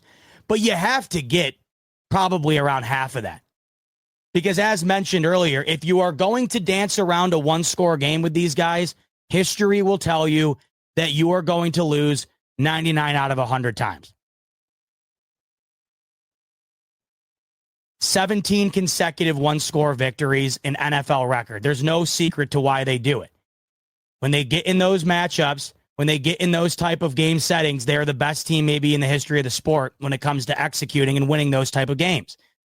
When they lose because you beat them on all 3 phases and beat them soundly, and that rarely happens. But in order to beat them soundly, you have to be able to get after Patrick Mahomes. And it's rare that teams are able to do it, especially to the degree in which the Eagles did last night. So now we look at the Bills and how they factor in on this. The Bills, as it stands right now, do not have an adequate enough defense in order to beat this team in the biggest moments. They just don't. They didn't in the 13-second game. They didn't this past year. They didn't in the divisional last year. And you go back to the AFC Championship in 21, and the team collectively just wasn't good enough. Especially the defense. They allowed, 38 points in that game? I didn't think that listen, once again, I'll say what I've said ever since the Bills lost that AFC Championship game. The Bills still had the ball offensively with 3.5 left. They still could have won the game. Despite allowing 32 points, the Bills still could have won the football game. They had 3.5 minutes left offensively, and they didn't execute. But at the same time, we now have 4 games where the Bills' defense in all 4 of them has been a problem. The Bills' offense has had their chances. I wouldn't argue the Bills' offense has been a major problem in those games. The Bills' defense has been a problem. And if we're just kind of looking at a comparison here,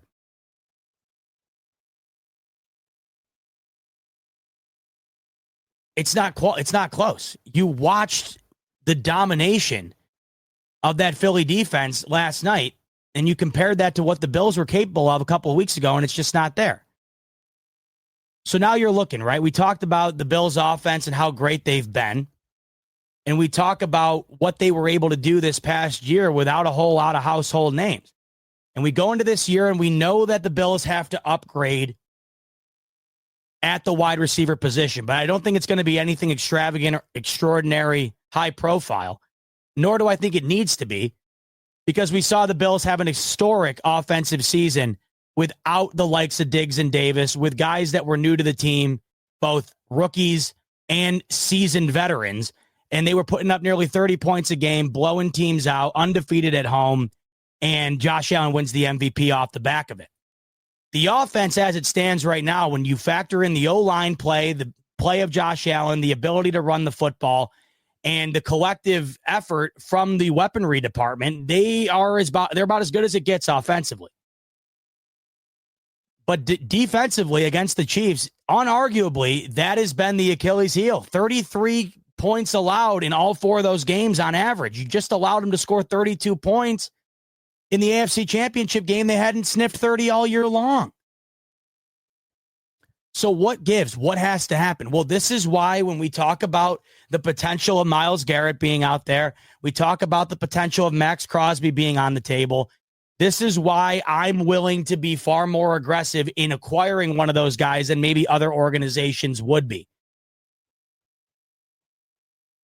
Last night is the ultimate exclamation point on why the Bills might have to give up more to acquire that dude. They also might have to allocate the bulk share of their draft assets towards the defense this upcoming year and maybe the year beyond that. Because it's not just up front. They have to get better in the secondary too. The Eagles are stout in the secondary as well. But it starts up front. In order to allow your secondary to have an even better day than you would if you weren't getting after the quarterback. In order to really set them up for success, rushing 4 is the way to do it. When you can drop back everybody into coverage and still get after Mahomes, yeah, of course your secondary is going to thrive. And when you have an extraordinary secondary to begin with, not even factoring in the pressure, that's a recipe for success. The Bills got to get better, really, up front and all the way in the back end. I like what they got at linebacker, but there's room for improvement everywhere. But the front line is where it all begins, and it's the defense, despite the efforts to try and shore that up since Bean's taken over, they have yet to be able to do it. And you saw again last night that if you are eventually able to do it, then you are giving yourself the best opportunity to finally get over the hump. And when you consider your inability to get over the hump in 4 straight efforts, being correlated back primarily to the incapability of doing what the Bucs could do in the 21 Super Bowl or what the Eagles could do last night. It's just that much more of a reason, that much more of a indicator as to what needs to be done in the offseason here. And that's why if the idea circulating the rumor mill that Myles Garrett won't command 2 first, well, maybe the Bills got to give up 2 first to jump the next guy in line in the bidding war over Myles Garrett. I mean, that's just where I'm at. I'm at the point now where I've seen enough to know that that's what it's going to take. And you can live with the results. The Von Miller move at the time, it seemed like it might be that, but awful, he gets a season-ending injury. He was already, at the time when they acquired him? 31 years old. I know hindsight's 20/20, but it wouldn't be what getting Garrett would be, and it certainly wouldn't be what getting a 26-year-old Max Crosby would be. And I'm at the point now after watching what last night entailed, I'm at the point now where I'm like, I just don't even care what it takes. I told you who I find to be untouchable. It's Josh Allen and your 2 staples on either side of the center. Josh Allen, Deion Dawkins, and Spencer Brown. After that, I'm listening to just about anything, and that includes draft capital as well, which I think both the Raiders and the Browns value probably more than they would pieces at this point because they're both in full-blown rebuilds and have a long way to go before they're back into prominent contention. Those are teams that got to get young and talented quick, cheaply as well.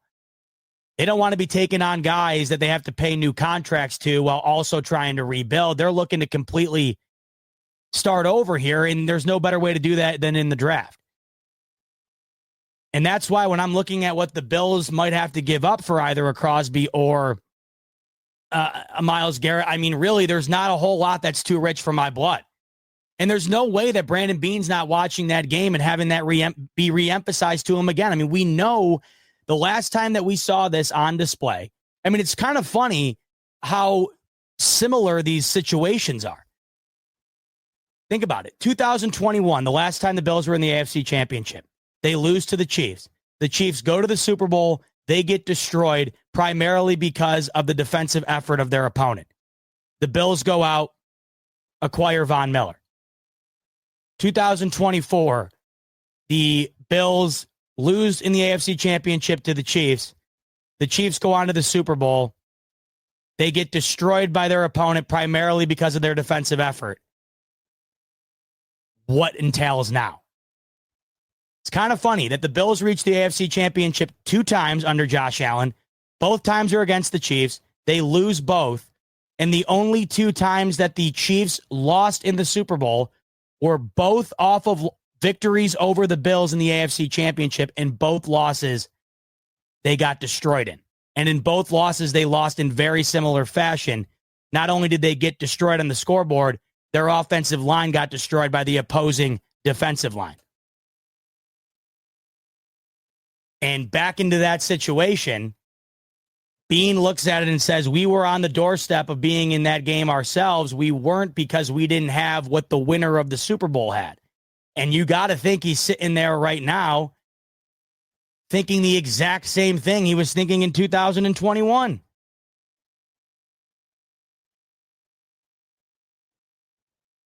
The Chiefs win the Super Bowl early February of 2021. Von Miller becomes a Bill a month later, almost to the date.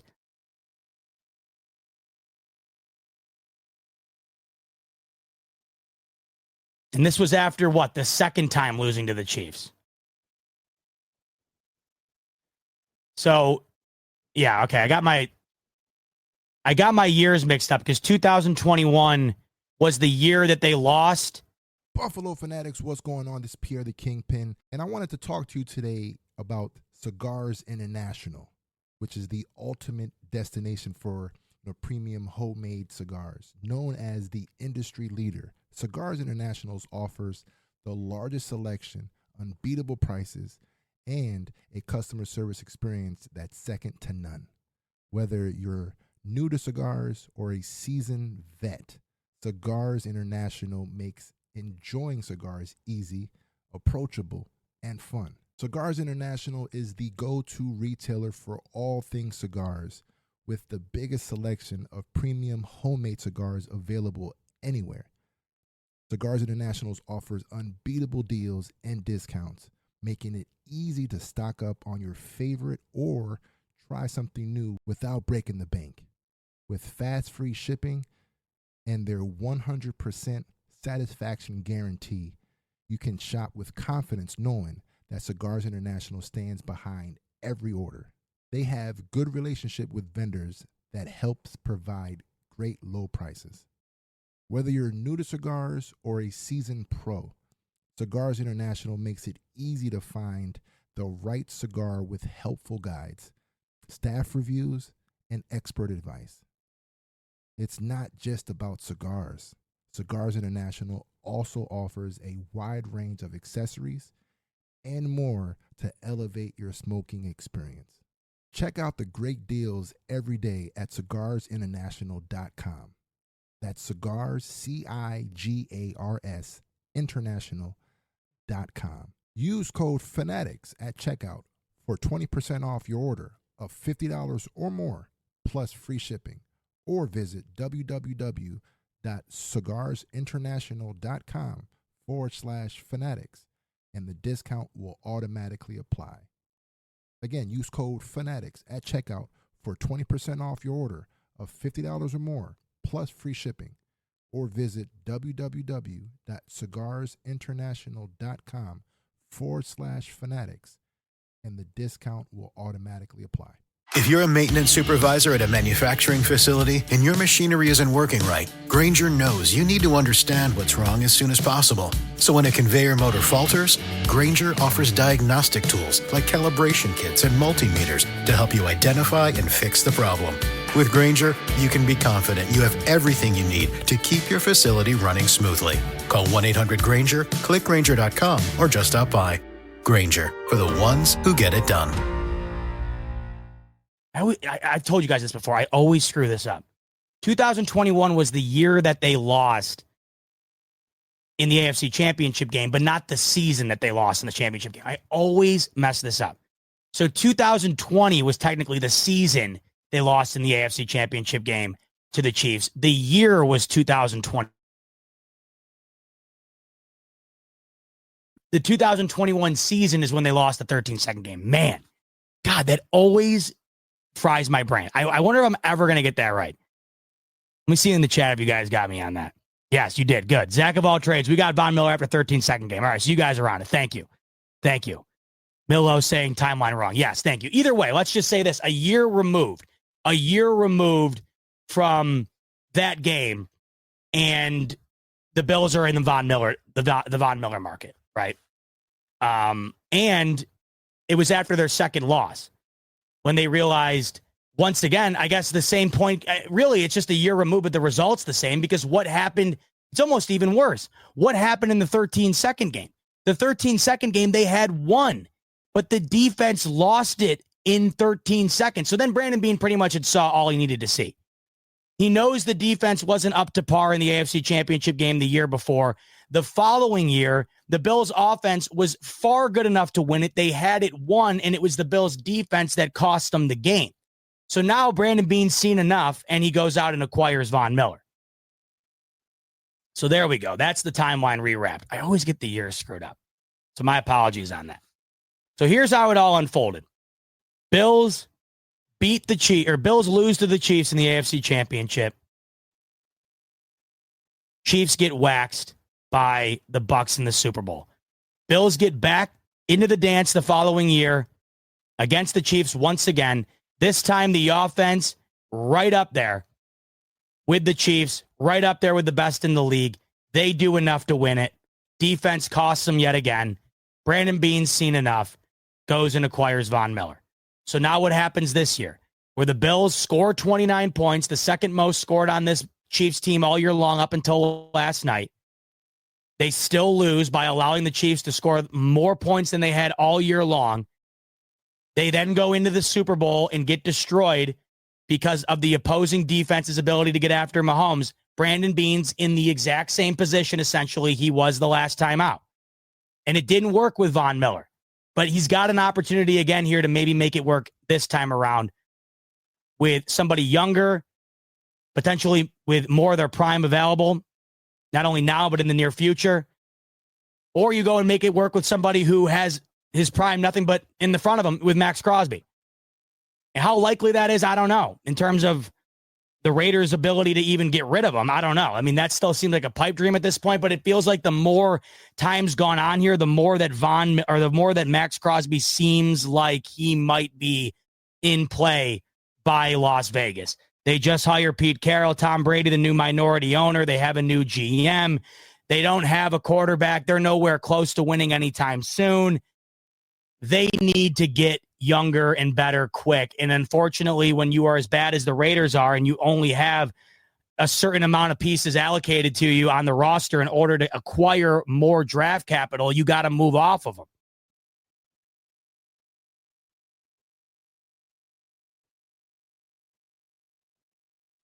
I'm going to unplug and plug my internet back in real quick. Unbelievable. Yet again. What else is new?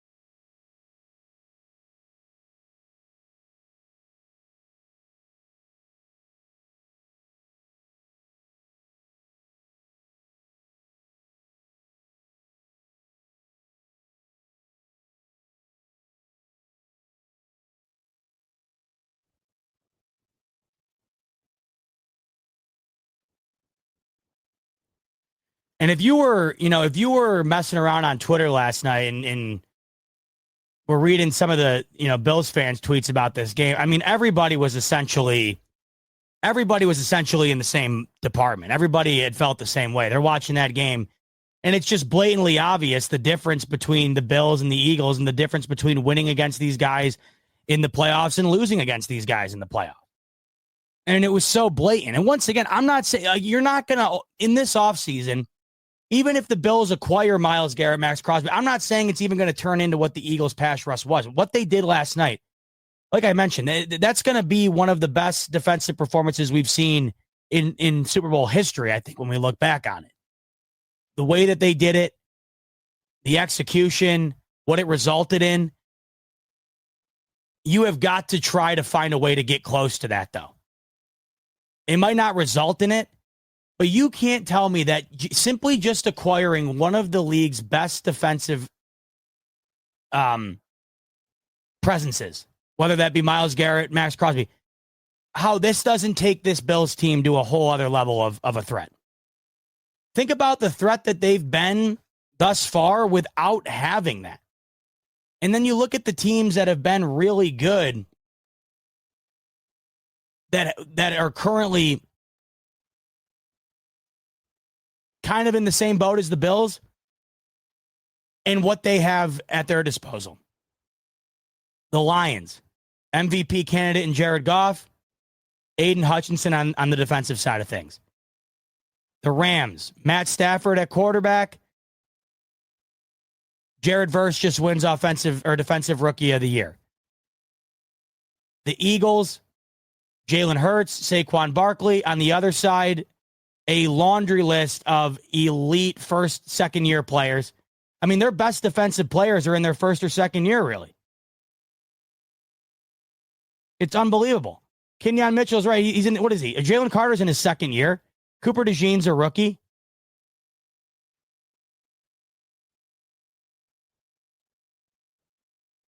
It's nuts.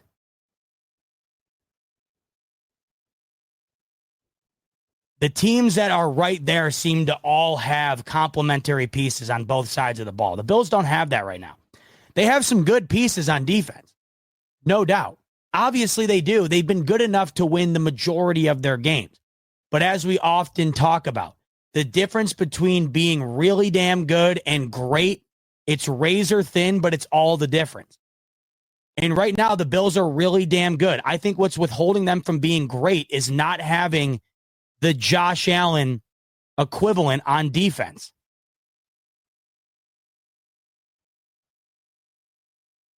They need that bona fide stud defensively. And they have tried time and time again to acquire it. And here's how I see it if I'm Brandon Beane. I think it's almost a blessing with what the Bills offense was able to accomplish this past year. If you're Brandon Beane, does that not make you feel far more comfortable approaching this offseason with the intention of putting your chips all in on defense? I mean, that's kind of how I feel. I have the offensive line shirt up. Josh Allen just won the MVP. We got one of the best running back rooms in the league, including James Cook coming off consecutive 1,000-yard seasons. And we have Khalil Shakir, who's been phenomenal in situations that we need him to be. In terms of just being like Josh Allen's blanket guy, he's been terrific at that. Yard after the catch, maybe one of the best in the league. The tight end performance from Kincaid has not been what we thought a first-round pick would be up until this point. But when you combine him and Knox, it's solid at tight end.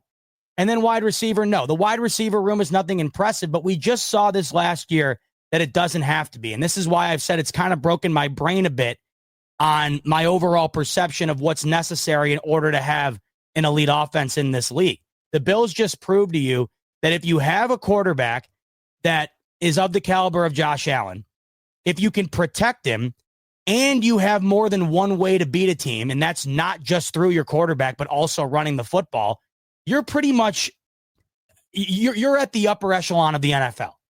Most teams do not have the ability to beat you offensively with all of those pieces in place. Some teams have the quarterback, they don't have the O-line. Most teams don't have the quarterback. Some teams have a quarterback, but no run game. I mean, the Chiefs have no run game right now. They had 49 rushing yards last night. They haven't been able to run the ball all year.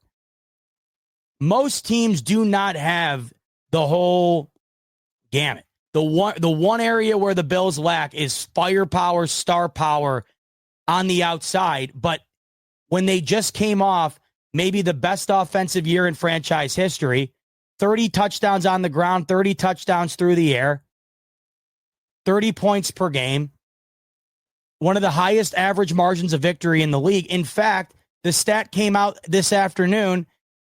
The points have been tallied up, folks.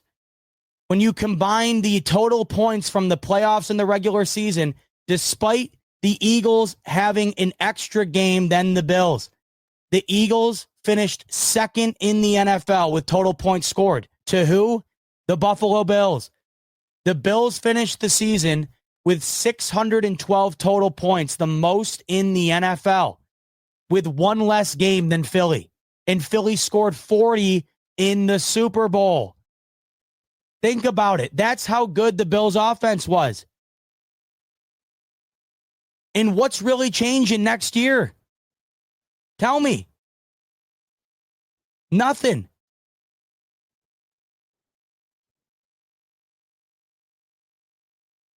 This is why, if I'm Brandon Beane, I feel comfortable. It's all defense. It's defense.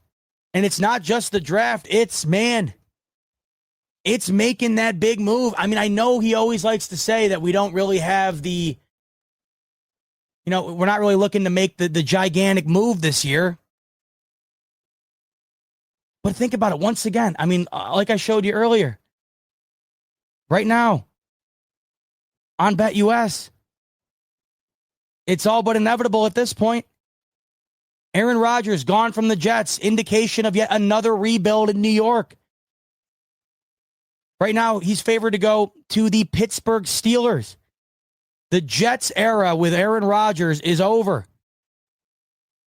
He's favored to be a Steeler or a Niner.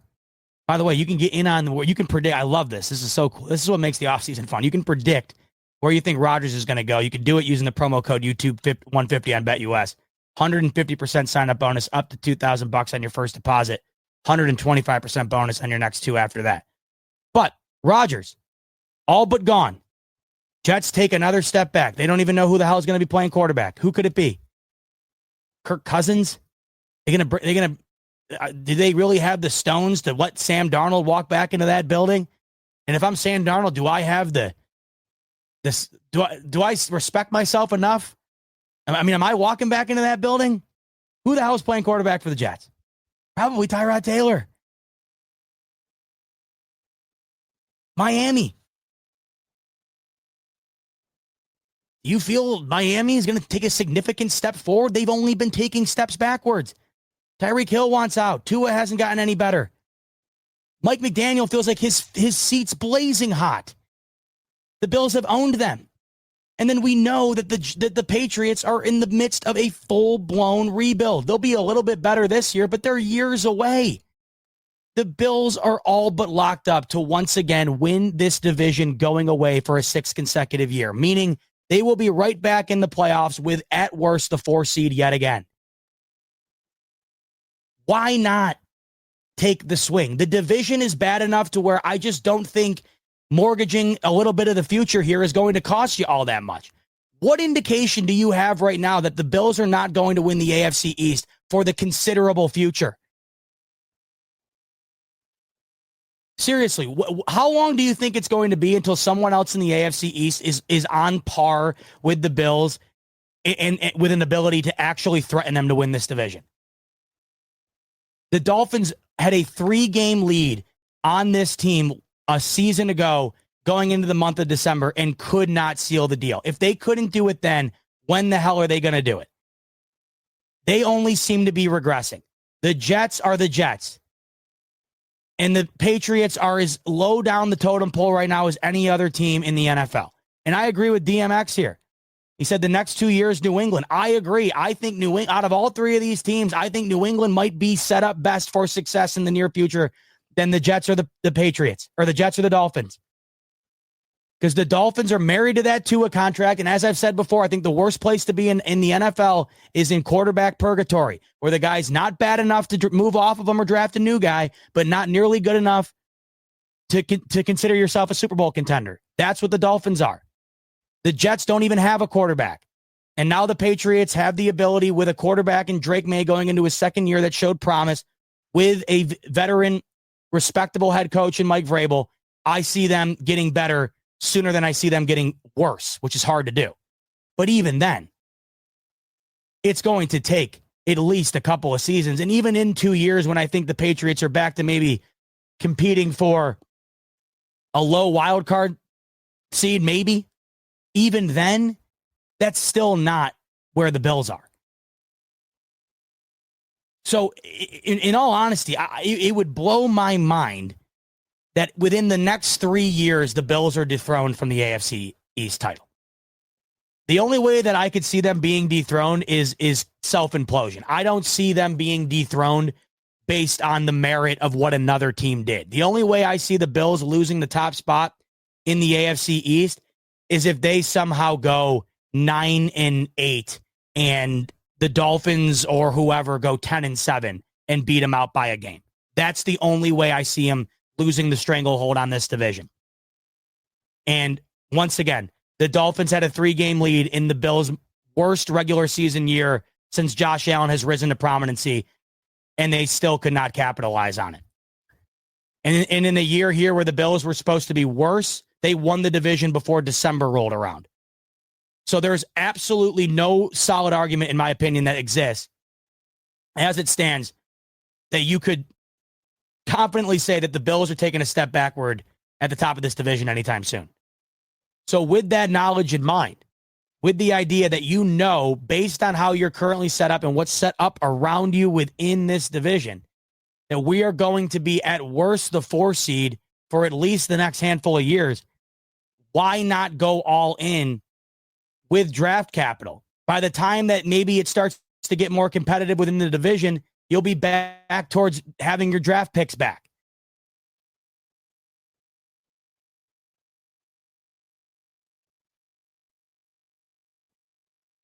I think it would be different to make this type of move. Like if you were in, if say you swap out the Raiders for the Bills and say the Bills were in the Chiefs division and you have to play the Chiefs twice a year.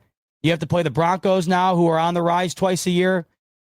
And you have to play the Chargers who are on the rise twice a year. Maybe you don't do it. But the way the Bills are set up right now, I think it's perfect. The offense has never been playing better.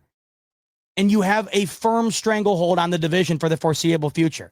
What's the reason to not mortgage a little bit of it in pursuit of shoring up the clear weak link that has kept you from getting over the hump that you have not been able to get over in 4 straight opportunities?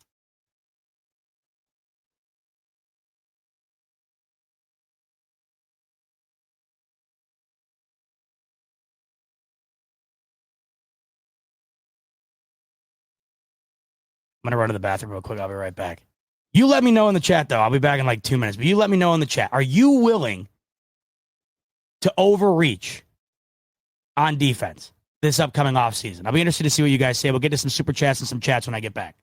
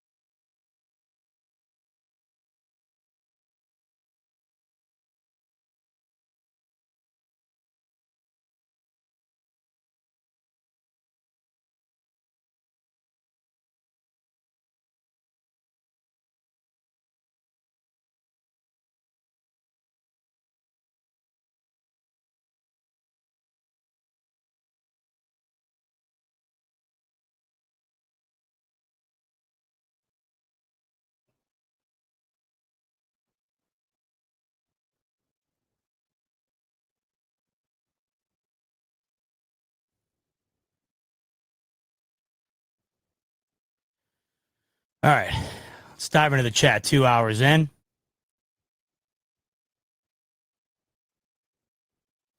Richie's kicking us off. Richie. Last night, the Eagles arguably gave us the cheat code to beat the Chiefs. Go get Garrett. Don't want to hear Mahomes compared to Brady ever again. You know what's crazy? I was thinking, I'm like, as I'm watching the game, I'm like, no one's happier about what we are watching unfold than Tom Brady right now. Because I'm telling you, and I'm sure you guys know it, the way that these talk shows go, the radio, TV, whatever, today would have been, all you would have heard is GOAT conversation. GOAT conversation. In fact, excuse me. In fact, you know that to be true because honestly, today you've heard the opposite discussion. You're hearing what Richie's saying. You're hearing what Richie's saying, and that is you can't compare him to Brady anymore. And Brady knows that in real time. Brady's sitting up there. He's watching. He knows the last time these guys were beat that bad, I was the quarterback on the winning team. I beat him in the AFC Championship before I left New England, and now I'm up here calling the game, and I'm witnessing it unfold, and I know that those conversations are going to take a back seat, which they are. Of course they are. Doesn't take anything away. Like, once again, back to the conversation about the legacy. Mahomes has done enough to solidify the legacy. It's the greatest start to a career, maybe ever in all of sports. How every year he's been a starter, the worst he's done is overtime of the AFC Championship. 5 Super Bowl appearances in 6 years, 3 total rings. You can't take anything away from him, but there's a difference between that and what Brady has done. Thing of it is we have a long way to go here. Tom Brady played, what, 21, 22 years? Mahomes is in his 7th, 8th.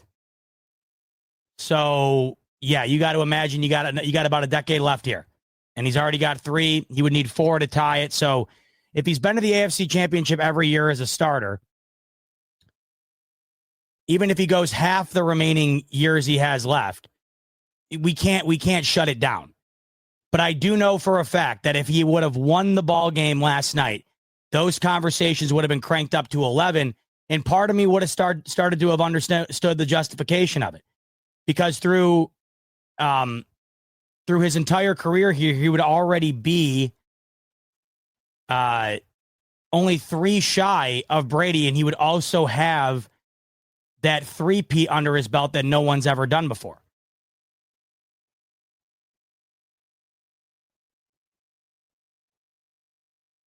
So at least we dodged that bullet for now. But if history is our guide, they're going nowhere anytime soon.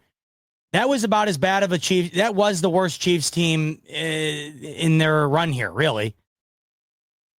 What do they got? What do they have offensively outside of Xavier Worthy? Nothing. Unlike the Bills, the Chiefs do not have an offensive line. They do not have a run game. They might have the better overall weapon. Xavier Worthy might be the best weapon if we're combining the two. But the Bills have more firepower, I would argue, on offense. They have the better offense. The Chiefs just have the better defense. And it's really been the difference between why one's considered to be one of the greatest dynasties of all time, and the Bills have come up short on that end every single time.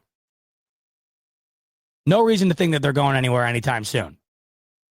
Richie coming back in. Biased hate aside, as I just say they're going nowhere anytime soon. Richie says, bias hate aside, the Chiefs' reign is over.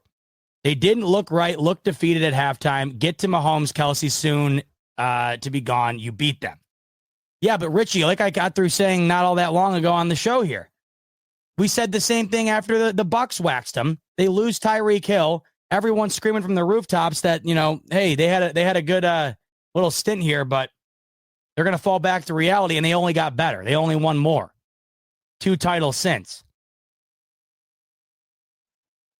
You cannot. Here's how I'll measure whether or not this reign, this dynasty is over, when they lose before the AFC Championship game. If and when the Chiefs either lose in the wild card or the divisional round, then we can start to have an argument that they might be done. A loss in a Super Bowl, in which if they had won, it would have been 3 straight titles, is not going to be my litmus test for this dynasty being over. You could argue that them just getting there is all the reason in the world for you to believe that they're not going anywhere.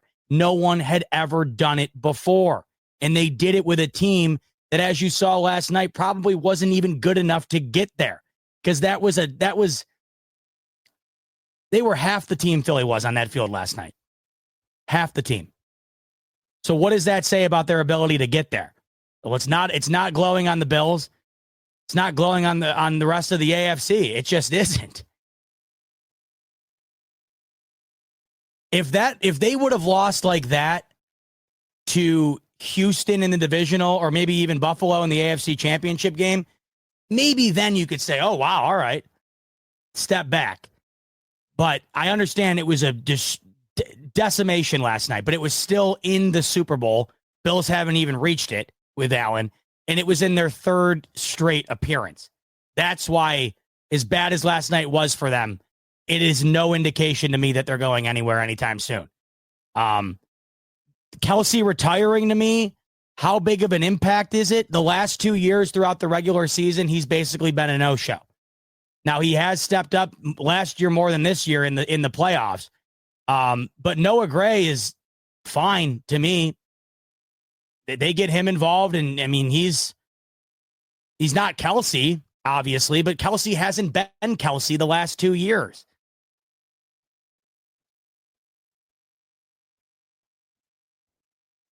I will have to see them fall on a lesser stage than the AFC Championship or the Super Bowl in order for me to fully allow myself to think that they're on the way out the door.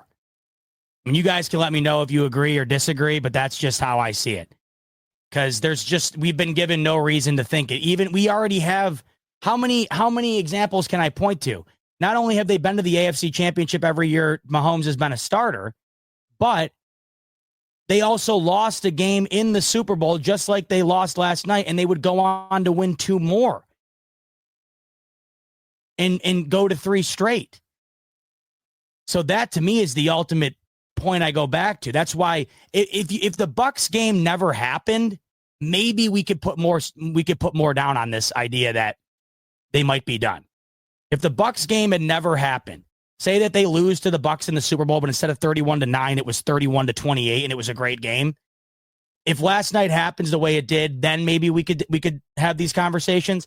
But they lost just as badly against the Bucs as they did last night, and they would go on to only get better.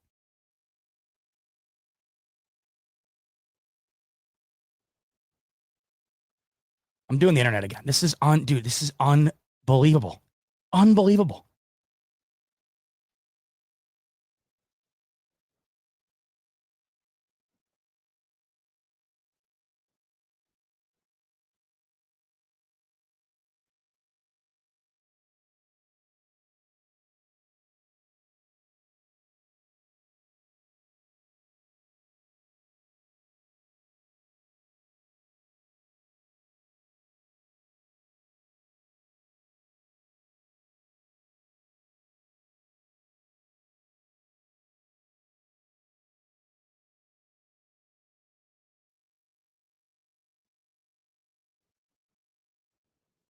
I mean, what more can I do at this point?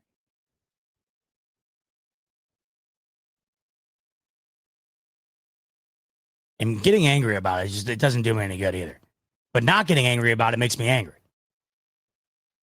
God. Michael Hill coming in. Mike, of course the Chiefs will be back, unlike Sean and Bean. The Chiefs and Eagles may take a guy with some jail time or actually have a real fight. Garrett tried to kill a quarterback with a helmet. Guess Bean won't get him. So I think this goes to the idea that the Bills only draft culture guys. I like culture guys. Like Matt Collins is a perfect example. Well, Matt Collins was great for this team last year. Great.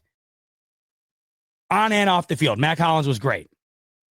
But I do see what you guys are saying. You're looking at saying that we got to be willing to take in anybody. I mean, I'm not willing, like, for instance, like if Tyreek Hill winds up being available, I don't want it. I just don't want it. Tyreek Hill, to me, I just don't think he fits with Buffalo. That's just how I see it. There's certain guys that I don't think are necessary. Diggs was the perfect example. It wasn't a great fit. It was not going well. He was terrific on the field up until, the end there. And then off the field, it just was not good. And they moved on. And look what happened. The offense only got better. I don't know who's out there right now that everybody would want on defense. That is a character problem that you guys might be arguing the Bills need to go after. Myles Garrett got way too heated against the Steelers and tried to take Mason Rudolph's head off with a helmet. Yeah. But I don't think we look at Myles Garrett as a low character guy. That was a rough moment of his career. But I don't think we've ever really seen any consistent examples of Myles Garrett being a problem. If anything, we've seen him being the opposite of that. He's been the heart and soul of the Cleveland Browns franchise since he was drafted. Maybe the best defensive player in the league since he's been drafted. A sure first ballot Hall of Famer. Holds the career record for sacks for Cleveland. Former defensive player of the year. He had one bad moment. I don't think anyone looks at Myles Garrett as a character issue guy. I see what you guys are saying, but I don't think that there's a guy right now that is available that is like a game changer, that is a character problem that the Bills would have to completely alter their overall view of who they like to bring in and fit for this team and who they don't. I mean, I think who was the guy who did there was one example like the Eagles, Howie Roseman, I think, wasn't it Jalen Carter that was a guy that was considered to be maybe a potential issue, and they went with him. He kind of fell because of it, and they drafted him when they did because of those issues. I could see your point being made there. But there's something to be said about the way that they've drafted, and I don't know. I don't look at that as a hindrance. I just don't think that there's anybody currently available that the Bills wouldn't look at because they're a problem off the field. And if they are a problem off the field, I don't know why you'd want that in the locker room. The Bills just showed you an example of when you kind of get rid of that the result is normally positive. And it wasn't even like Stephon Diggs was an insane problem. Stephon Diggs was just he was a bit louder and a bit more, I don't even know the right way to put it. I wouldn't categorize Stephon Diggs as an overall issue. It was more of an issue than the Bills would be willing to tolerate typically. But it wasn't like it was this massive, massive problem. But it was a problem enough to where they felt they'd be better without it, and it wound up being exactly that. That's just kind of how I see it. But I'm open to anything as long as it's not egregious, and I just don't know who would fit that billing right now. Mitch, the lead lobster. Chiefs aren't going anywhere. We have to beat them. Tons of respect to Jalen Hurts. Love that dude. His mentality is a perfect fit for Philly. The main lesson is D-line is key. BF, the best YouTube channel, baby. Love you, bot. Love you right back, Mitch. Appreciate the super chat as always. And yeah, I think you're hitting it right on the head. First of all, Jalen Hurts played phenomenal last night. Credit to him. He was my dark horse for MVP. I thought that the Chiefs would, if they wanted to win, they'd have to do a decent job of shutting down Saquon. And then I had thought if that happens, well, then for Philly to win, Jalen Hurts has got to step up. And he was like plus 350 to win MVP. I thought that was a lot of juice for a guy that's at the quarterback of a team that could win it. And he was more than good enough. Their leading rusher last night, he was dead on with his accuracy outside of the one interception. He was 17 to 22, 3 total touchdowns. Thought he was phenomenal last night. And no question about it, he was the better quarterback on the field. But I don't think he was ultimately the biggest difference maker in the game. The biggest difference maker in the game, like you mentioned, it was the D-line. It was Philly's D. It felt like the way Philly's D played last night, you could really have thrown in any of the top 16 quarterbacks into the Eagles huddle last night, and they probably get out of there victorious. They might just not have put up the amount of points that they did with Jalen Hurts, man in the ship. But that was just the type of performance. It's no indictment on Jalen Hurts, by the way. It's more of a credit to the Philly defense. The Philly defense was so good, it really did feel like you could have just about anybody playing quarterback last night for Philadelphia, and you were going to be winning that football game regardless. No, it's me. I'm fuzzy, by the way, Kevin. This is unbelievable. I don't even know what to say at this point. It's unbelievable. I've never hated anything more in my life than I hate this internet provider. It's unbelievable. I got no words to describe it. Somebody said in here that my internet provider is a Chiefs fan. Clearly, yeah, it's Videsh. Clearly. He clearly is. I don't even, there's nothing else I can do. And the thing is, everything I do when it's good is it's the same thing. Like whenever it's good, it's not like I change anything or do anything. It just picks and chooses when it wants to absolutely suck ass. And the thing of it is, it only chooses to suck ass when I'm live, by the way. There's never, ever been a time where I'm just hanging at the house and like the TV won't work or my phone won't work or whatever. But whenever I'm live, no, then that's when it almost like it's like it knows I'm live. And it's not like I'm using up the entire town's bandwidth to do a YouTube live stream. Like, how much internet could this possibly take? It's not like you're doing anything differently. How old is my router, Richie? It's brand new. It's brand freaking new. J-Dub saying that my neighbors might be poaching the Wi-Fi. Even if they are, I got this thing hardwired right into the wall. Ethernet. hardwired in. And I've unplugged it and unplugged it back in like 7 times. I'm going to go do it right now again. And if it doesn't work again, then I don't know. Let me know how bad it is, by the way, the fuzziness. I'd like to call this company right now. And you know what? Maybe I'll call them. I might call them right now.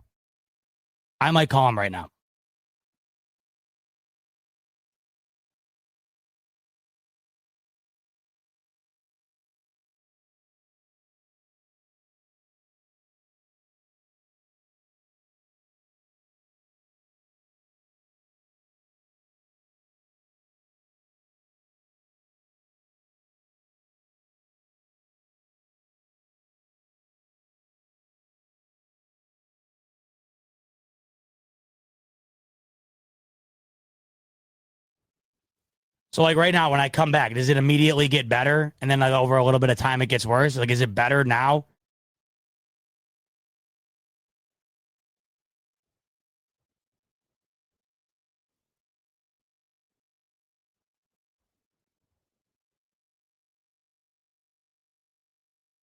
It's the same. Like, it's just as bad.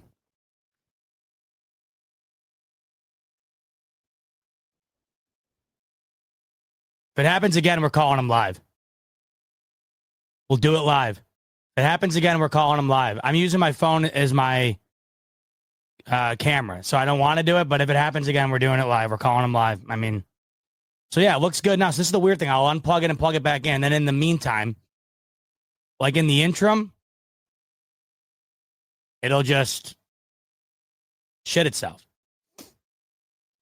Dominic's asking, can you direct connect? Yeah, I'm directly connected in. That's the thing. Like, I'm directly connected into it.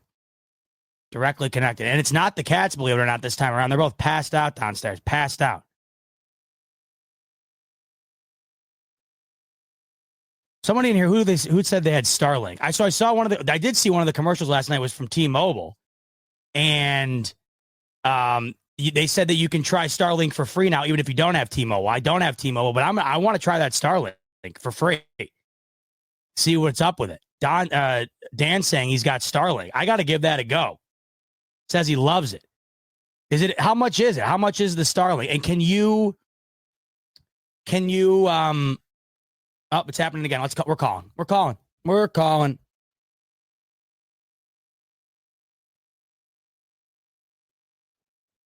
them right now. Hold on, I gotta switch my cameras.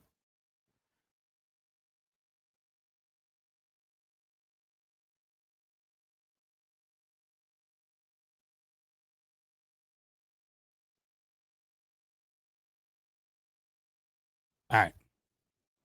We're calling them. You know what?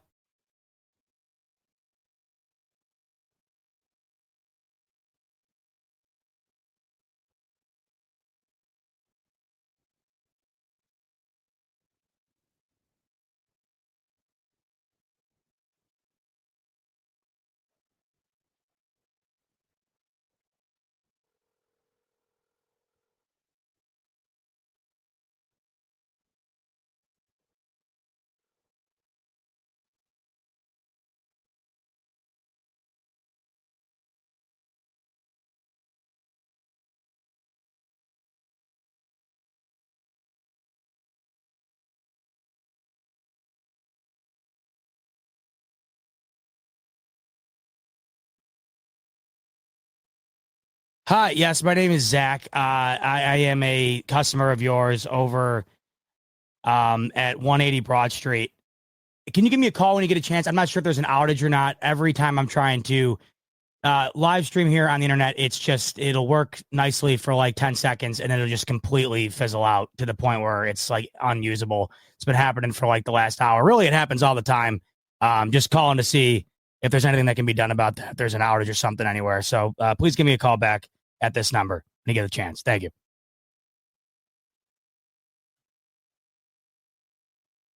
How about they don't even answer? Typically the only compliment I can give this place is that typically they answer.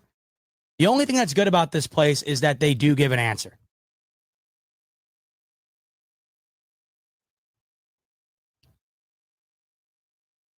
But now they're not even answering me. Usually the usually the customer service has been phenomenal. Yeah, they sent me the voicemail. They sent me the voicemail. Customer service, that's the only thing I can say positively about this place. Only thing I can say positive, and now I can't even say that. I'm going to try it one more time. It's supposed to be 24/7 customer service. It literally says right on there, 24 hours.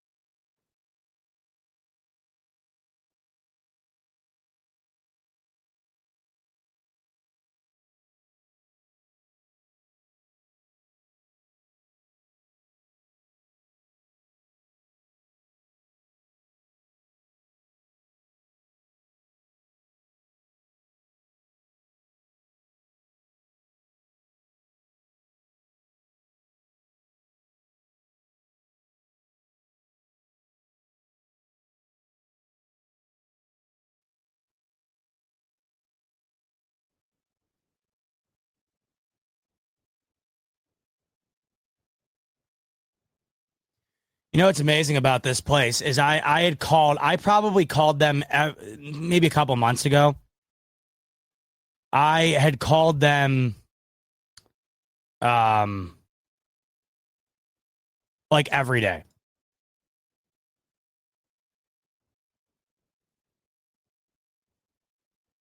Is the internet or is the mic okay?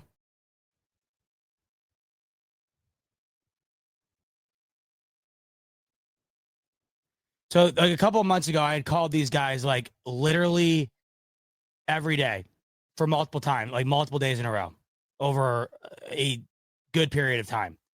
And it got to the point where it was so bad that they finally were like, you know what? And this is why I kind of appreciated the customer service. It was so bad for so long. It got to the point where they were like, you know what?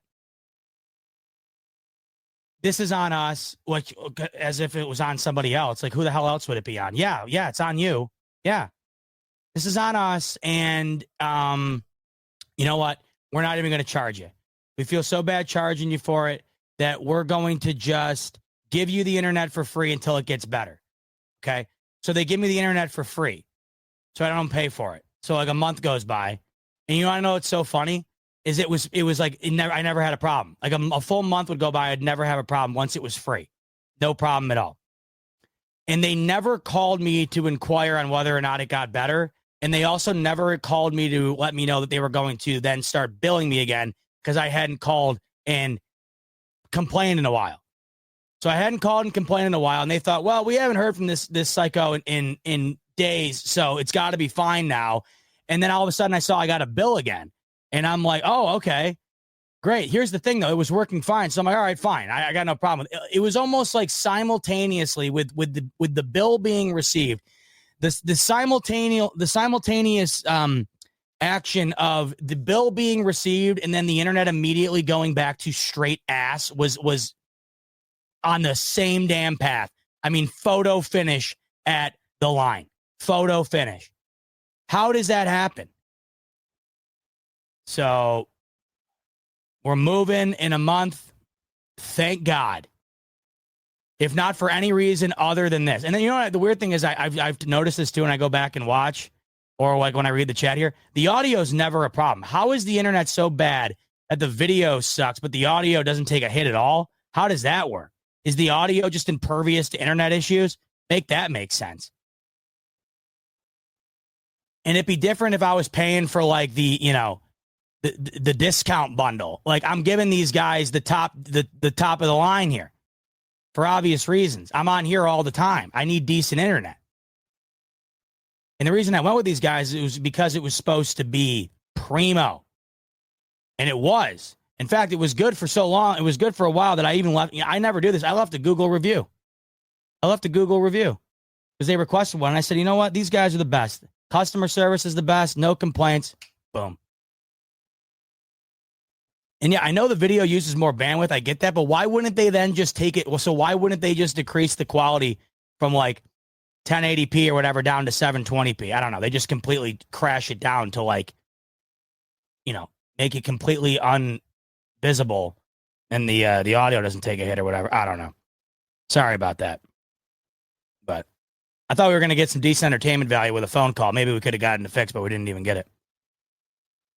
Rico. Now Rico's puffing his chest out a little bit after last night. If you couldn't tell, Rico now thinks that he won the hypothetical trade that we were tossing around Friday night because of how badly the Chiefs got waxed last night by the Philadelphia Eagles D front. Now Rico thinks he not only won the trade, but he thinks that it is inevitable that every single I wouldn't be shocked right now if Rico I wouldn't be shocked if Rico wouldn't be willing to put 17 up on the chopping block right now based on watching that last night. I wouldn't be stunned.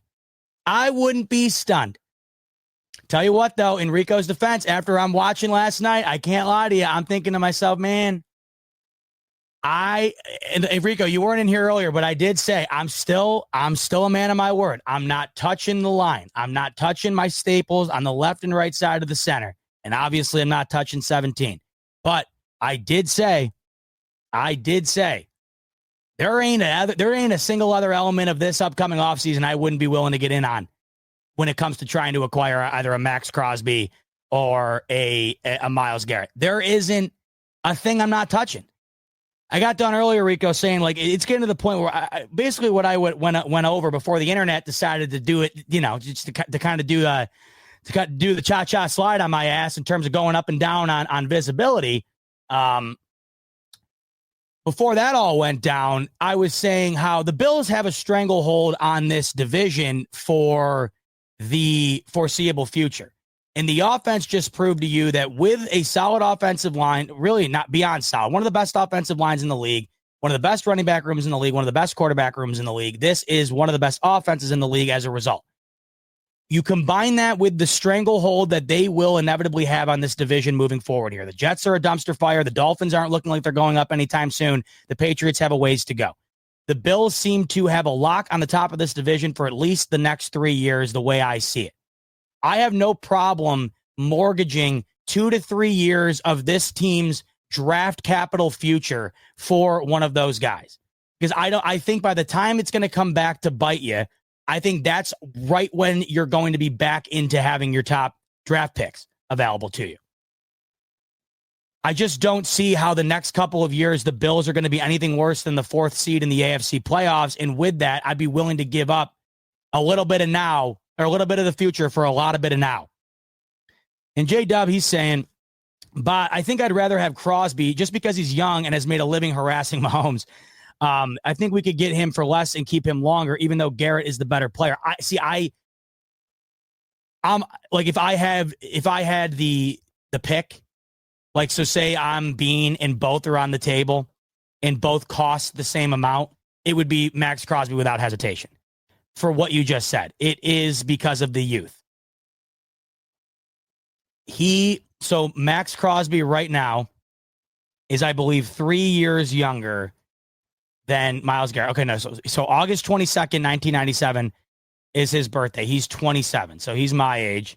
Max Crosby's 27, and his birthday's in August, so he's like 27 and a half-ish. And Myles Garrett is 29, and his birthday's in December. Okay, so there's a 2-year age difference. But 2 years to me right now, that's significant in my opinion in terms of when we're talking about prime, right? Because Josh Allen just completed his 7th year. So say Josh Allen is in the top of his prime for another 8 years. if you get 2 additional years of prime from Max Crosby because he's 2 years younger than Myles Garrett, I think that at 27, you would have a prime Max Crosby for probably 5 years of Josh Allen's remaining 8 prime years, as opposed to with Myles Garrett, you might have 2 or 3. So I'm in agreement with you, J-Dub, in the sense that I would rather have Max Crosby as a result. I think as it stands right now, Myles Garrett is the better player, but I don't know if he's so much better than Max Crosby that it outweighs the benefit of having 2 additional years on the age. So I'm with you there. Now, when you say, I think we could get him for less, I don't know if that's true, because I feel like Myles Garrett might command a bit less because of all the reasons we're talking about here. Also because Myles Garrett, one, is demanding out and is only allowing the Browns to move him to a quote-unquote contender. So what does that narrow the pool down to? Maybe 12 teams, so about a third of the league. I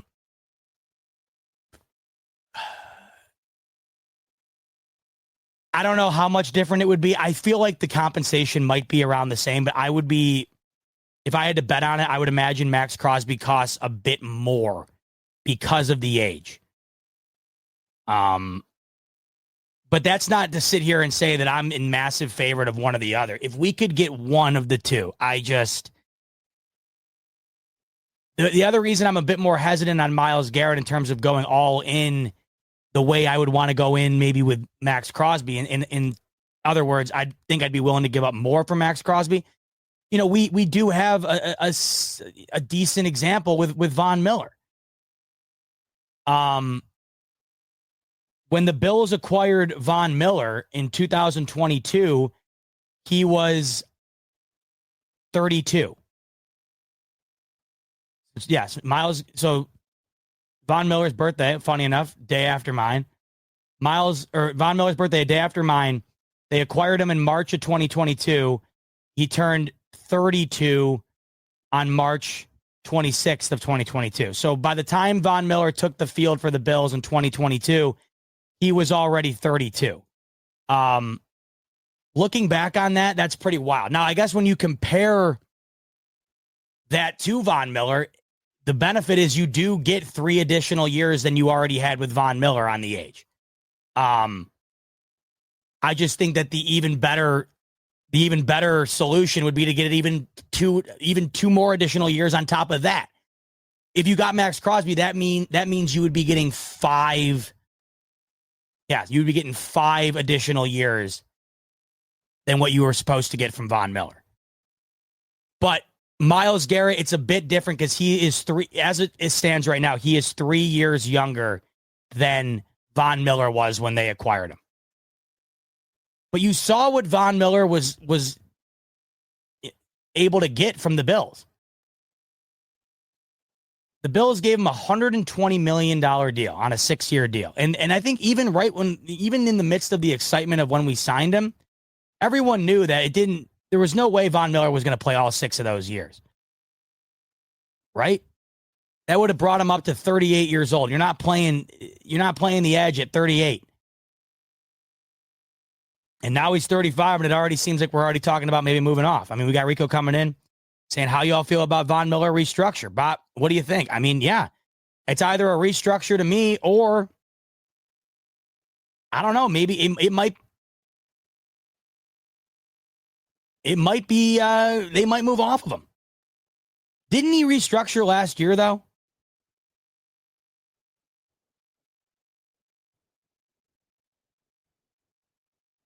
Yeah, Von Miller restructured last year. I don't know if he would do it again.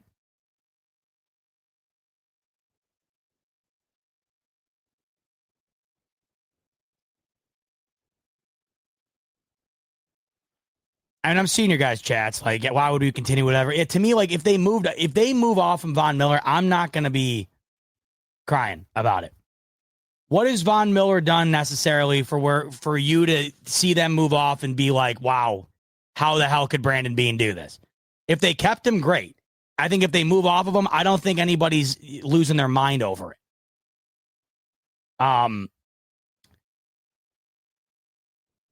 But the nice thing to know in terms of if they were willing to make a move on Myles Garrett or Max Crosby, obviously, significantly younger than what Von Miller was when they signed him. I guess the nice thing is, though, is that there's two guys potentially available. The Max Crosby thing is interesting. It makes sense to me why they would move off of him. They need so much.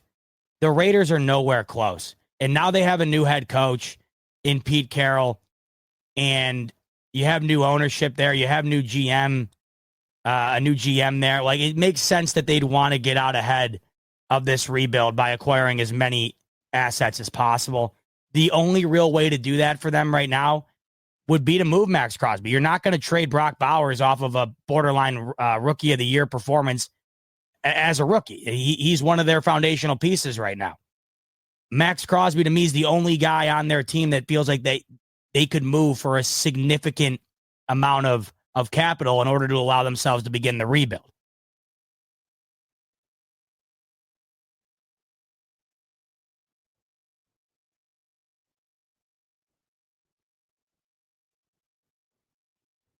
But it's weird. Like, the Max Crosby thing's interesting to me because he's kind of talking like he's kind of talking with the media like he did the same thing that Myles Garrett did, but he hasn't like flat out come out and said it yet.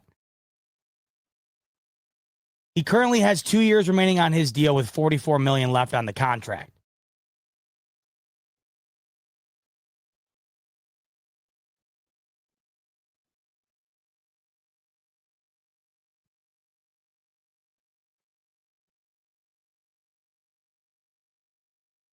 But he hasn't flat out come out like Garrett yet and said, I'm demanding a trade out of here. But we do know he wants to win, and they're not winning in Vegas anytime soon.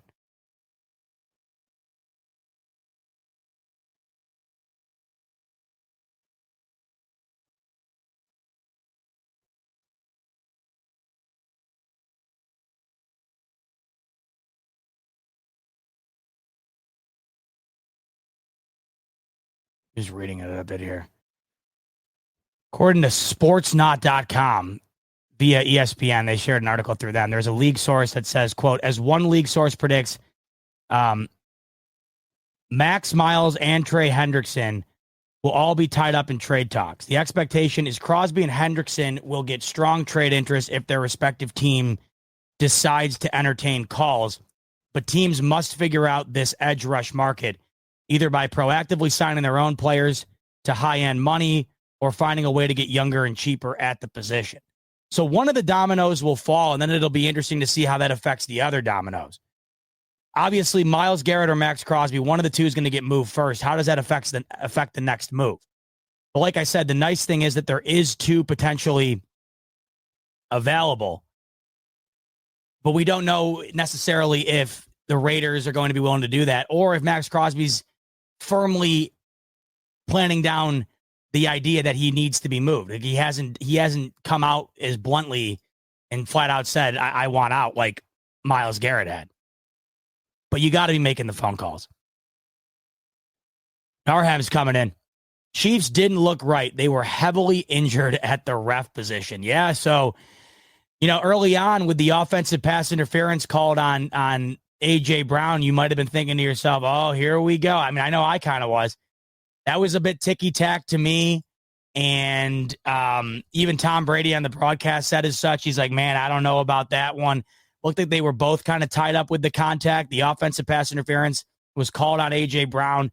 It negated a huge gain on fourth down in the beginning of the game, and it forced Philly to punt. And you're thinking to yourself, well, could be another one of those type of outings where the whistle benefits Kansas City. That ended up not being the case.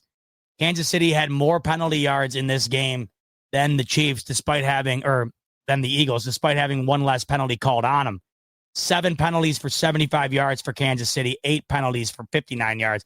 And it's funny. I saw DeAndre Hopkins. He was like, he sort of took a shot at the refereeing of this game, and then he took a shot at the media by saying, you guys going to report on that too? DeAndre Hopkins dropped a wide open ball in that game. If you go back and watch the play, if he had caught it, he had the entire field ahead of him, could have went and scored. Maybe it changes the game a bit. other than that, I mean, if you're going to even possibly argue that the refs are the reason the Chiefs lost the way they did, you're out of your mind. The Chiefs had a 36, or the Eagles had a 37-minute of time of possession to 23-minute time of possession advantage over the Chiefs. They were up 34-0. You might want to argue that the refs, maybe you make an argument about the refs if you lose by 3 and something like the OPI happened and it's ticky-tack or whatever. They were down 34-0 at one point, 40-6, finished 40-22. That's not a ref problem. That's a you problem. You got destroyed. 6 sacks, 16 pressures. Shut out at half. I mean, going into the fourth quarter, it was 34-6. It's got nothing to do with the refs. The Chiefs had what, 14 total yards of offense going into the half? I understand the refs might come into play when the games are super close and it comes down to a play or two or a call or two. This game was over at halftime. Really, the Eagles had 24 at half. The Chiefs scored 22, and both touchdowns at the end were in garbage time. This game was over. After the second interception Mahomes threw, this game was over. So I thought that was crazy that he kind of brought up the ref angle there. All right, Donald Darko. Did you finally wake up to Bean being terrible? What has he done for our defense in 6 years? Not Sean or scheme. Bean should be on the hot seat.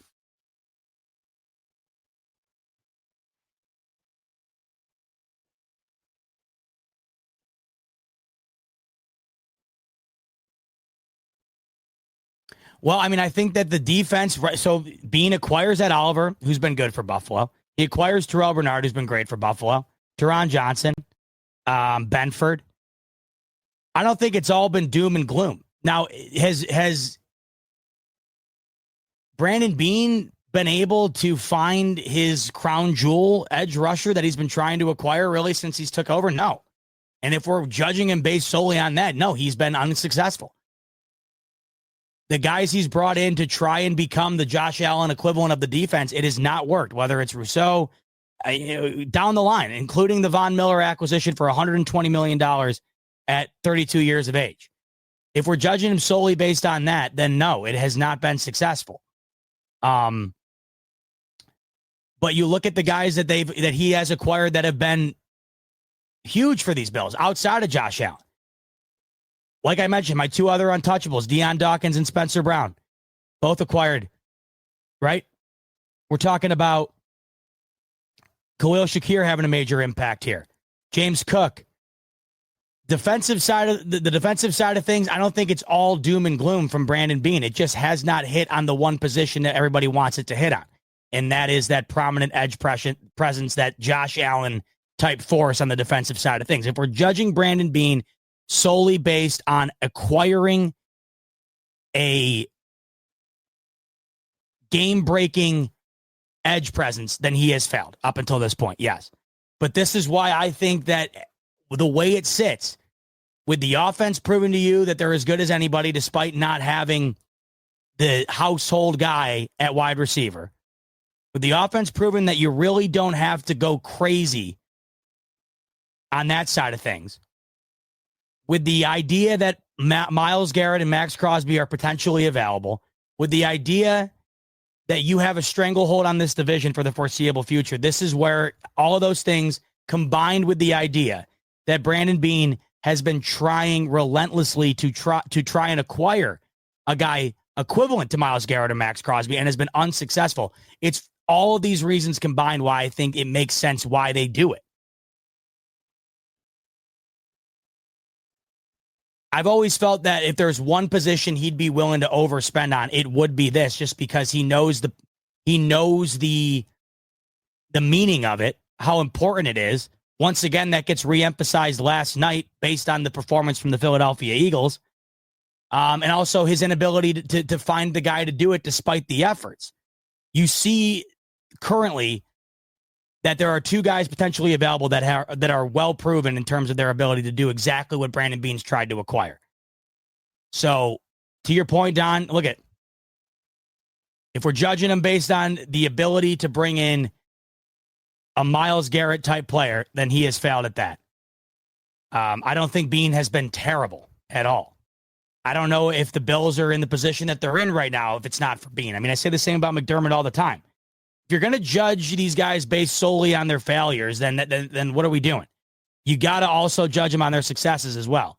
That's why I always have a tough time with the amount of crap McDermott gets, because it's always based on a handful of failures as opposed to the resounding amount of success compared to what this team was before he took over. Same can be said for Brandon Bean, really.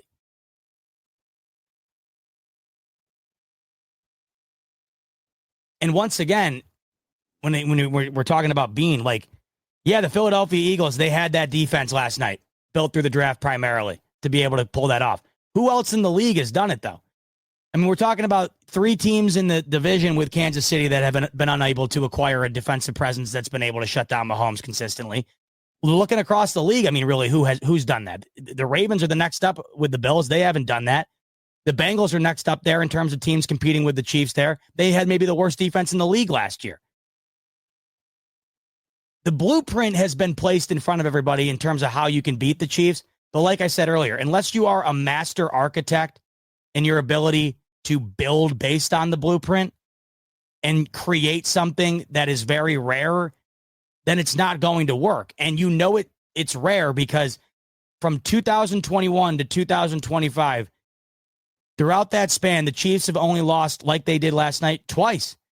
And it was both in the Super Bowl, both against NFC teams with stout defensive fronts. In the interim period there, they really have not had a team built like those two do what they did to them.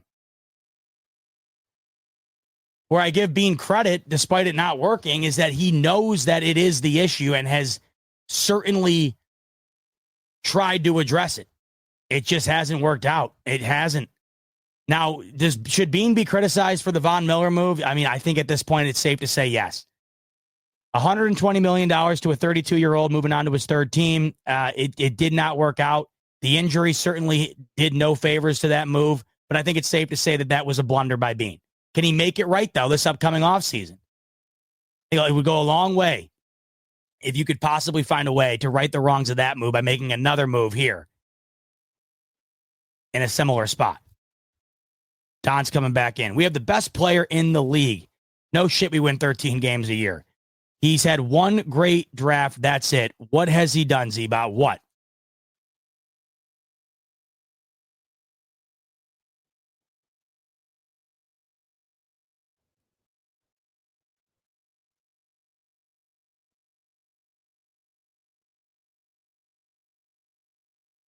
Trying to find the best way to put this. I mean, you could argue the top 4 quarterbacks are Mahomes, Allen, Lamar, and Burrow. And I look at Burrow, for instance. What have they done to help him out?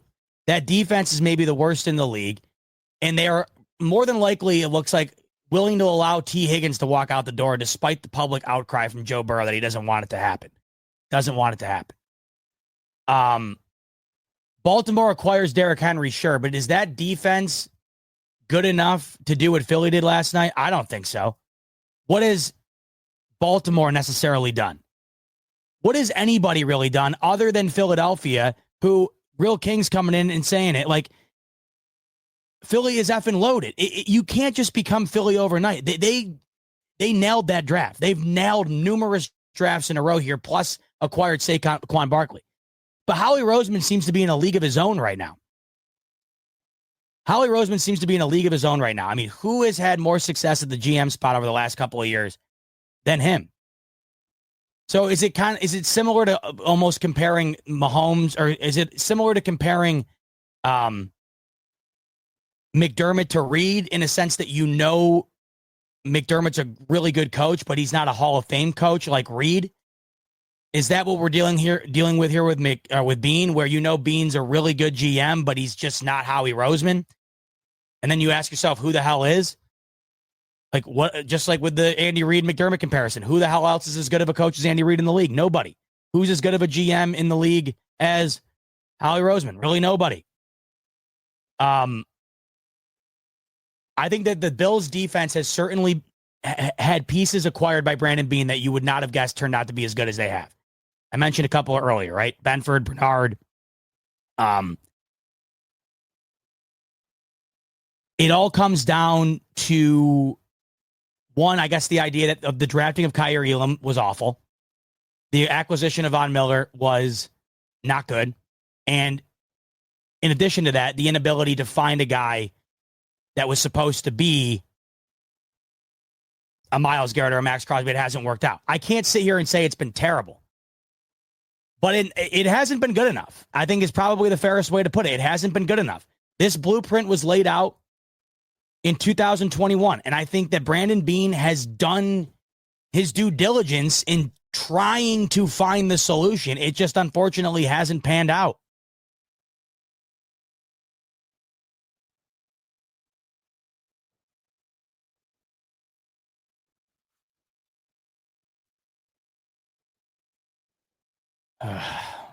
I think it's tough too. We watched last night, and Philly's defense is like, you're not, even if they had if the Bills had an incredible offseason this year, they're still not going to be Philly overnight.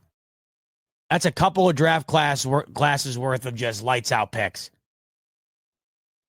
But I do think that the acquisition of a Myles Garrett or a Max Crosby just does so much for this team. You might not become a Philadelphia defense that had 16 pressures and 6 sacks a night ago, but I think you become significantly better. And it just feels like a Bills team right now, who you could argue is the second, third best team in the league, them getting significantly better. Let's just say it this way. If you woke up tomorrow and the Bills, there was news broke that the Bills had acquired either Max Crosby or Myles Garrett, every other team in the league outside of the Bills fan base is freaking out about it, terrified of it. That's when you know. That's when you know it's huge. That's what the Bills need.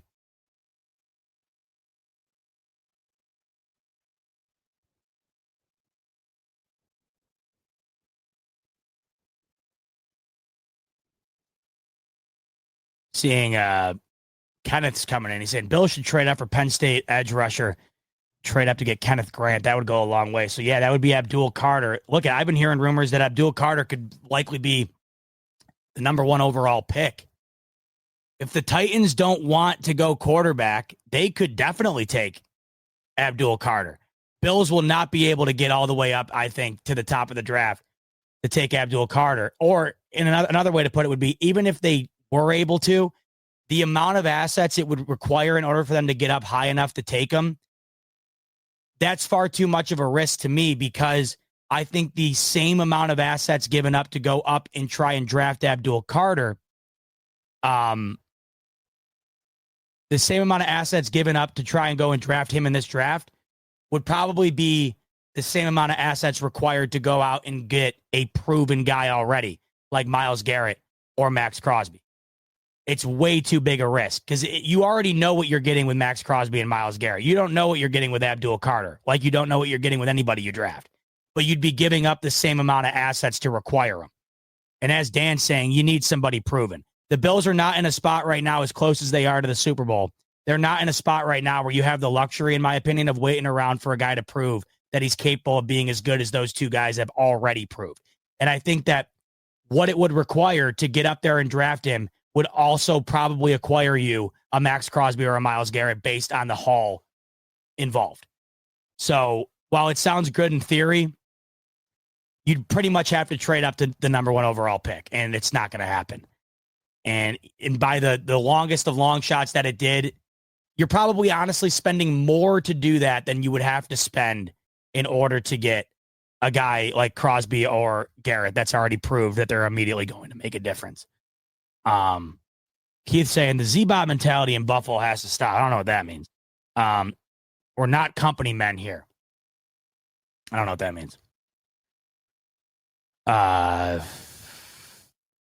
Donnie's saying that's ownership, not GM in Cincinnati. Well, I do agree. The ownership is stingy in Cincinnati. That is for sure.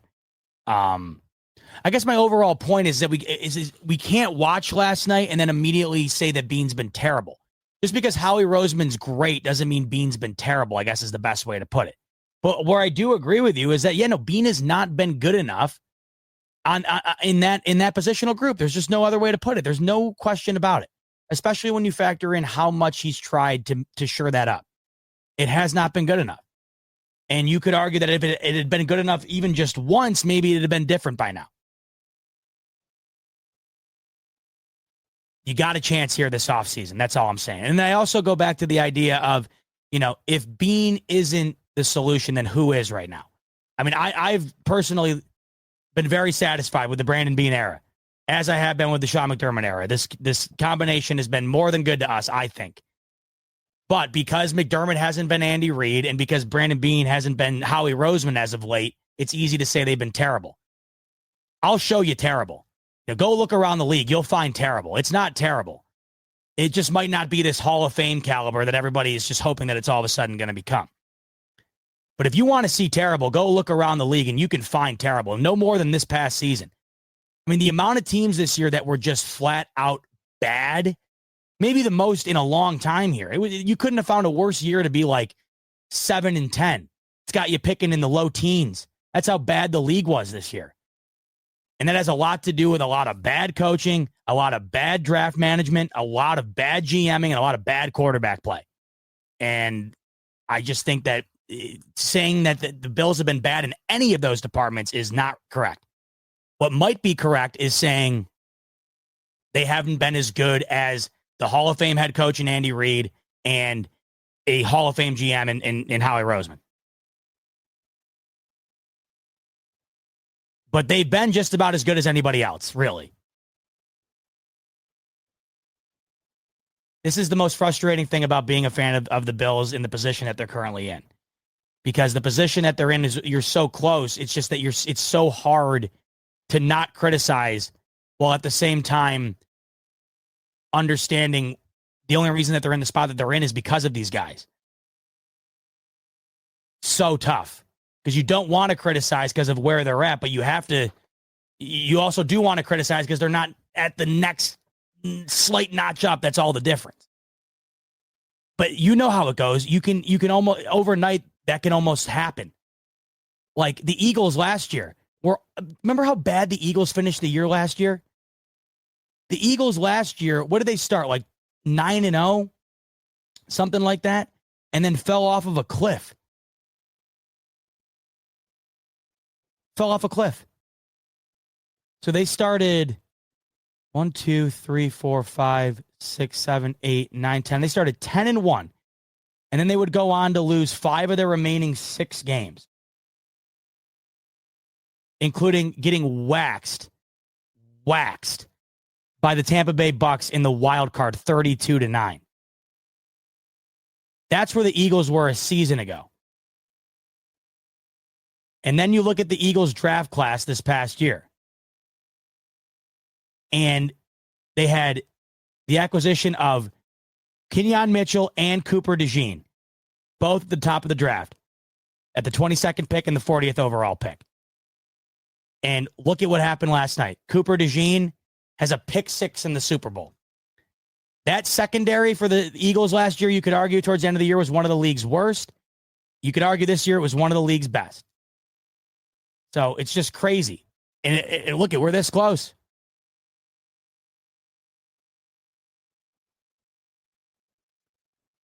Speaking of roster management, by the way, once again, I've been loving this. Over on BetUS right now, you can pick who you think Aaron Rodgers will be playing quarterback for this upcoming year. I find it very interesting that the Pittsburgh Steelers are even money to land Aaron Rodgers. Better odds than anybody by at least 300 points here. That's pretty crazy. Even odds to land Aaron Rodgers. It's pretty crazy to think that the expiration of Aaron Rodgers in the New York Jets uniform has already come to an end. Topher, would you cut it out? Already come to a conclusion. It was a rough spot on a pretty awesome career for Aaron Rodgers. Feel like Pittsburgh, is it too easy of a pick? I don't know. We'll see what happens. You can choose who you think he winds up going to over on BetUS using the promo code YouTube150. They'll get you a 150% sign-up bonus up to $2,000 on your first deposit. 125% bonus on your next 2 after that. That, to me, awfully interesting. I think Tyrod Taylor probably starts. I mean, what are they going to do? You're going to go down the Kirk Cousins route? It's the same exact thing as Aaron Rodgers. It's the same thing. 40-year-old guy off of a major injury. The same thing.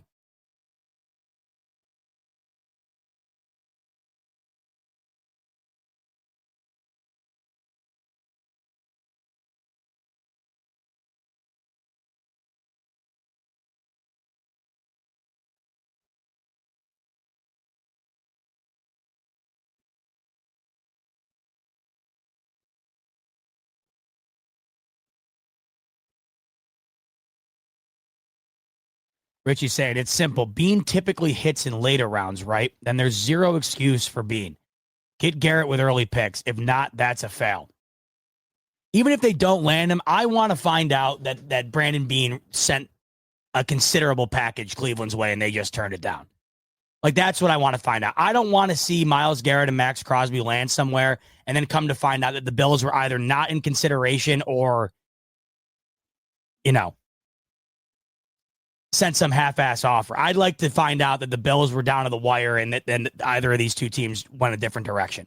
That's how I see it. I don't think there's any excuse either. You know what you need. You know that the Bills are good enough to at least be the 4th seed in this division or in this conference for the foreseeable future. You've been trying to land a guy like Garrett or Crosby for a while. They're both seemingly available. Go and do it. Or at least do everything possible to where you can sit back and say, I couldn't have done anything else to try and acquire these guys. That's how I see it. If it doesn't happen, it doesn't happen.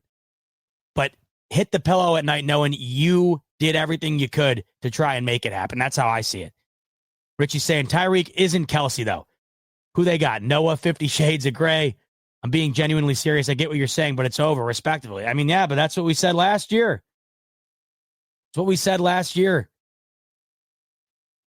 And they won it last year. And that's what we said all year this year. The same team that played in the Super Bowl last year is the same team that won 15 games this past season and lost only one legitimate game with their starters.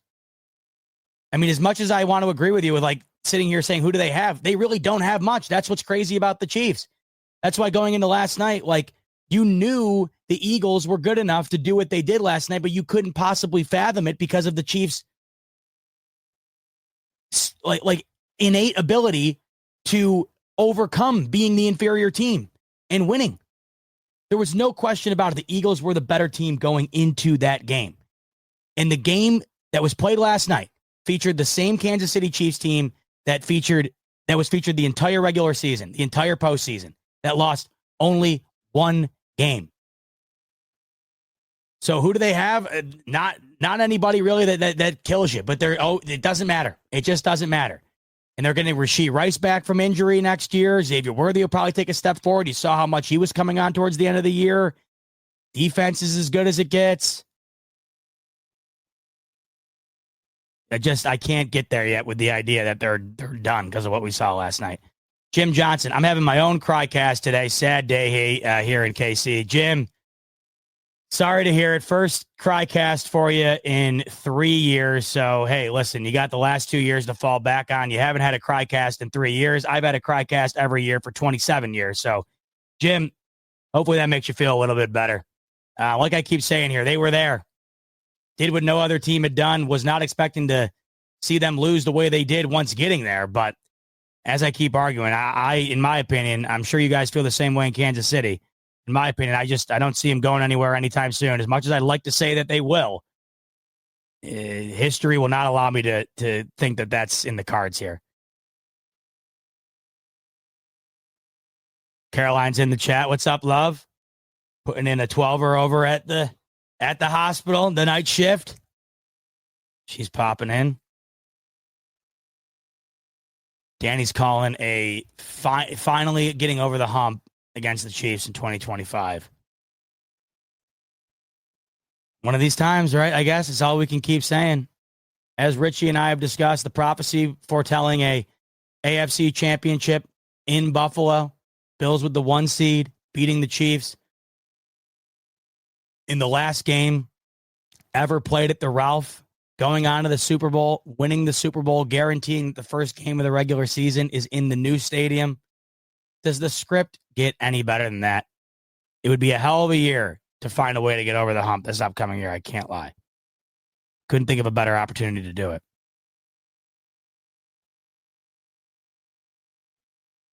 Laura's saying, I can't lie, I'm on the fence. We have so much draft capital. Can we get some pass rushers and DBs?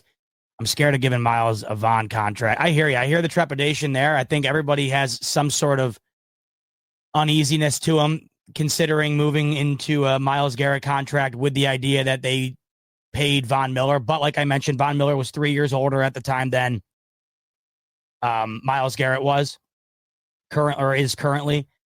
If they do not land Myles Garrett or Max Crosby, then yeah, in my opinion, like I'd have no problem with 85 to 90% of the draft capital being allocated to the defensive front and the secondary. I mean, no question about it to me. Take a flyer on a late round wide receiver. I mean, who would argue against it? That's what they have to do. And then it's almost to the point now where you draft a bunch of these guys. You almost might need to draft a couple of guys at the same position and have them duke it out in training camp. Give yourself a bit of a cushion there to make sure you got the right guy that emerges to the top.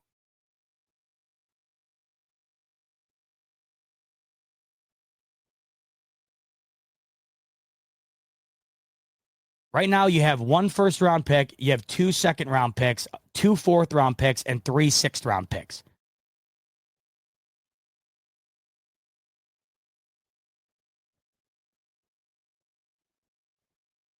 You have 8 total picks, with 4 of them being in the first 4 rounds.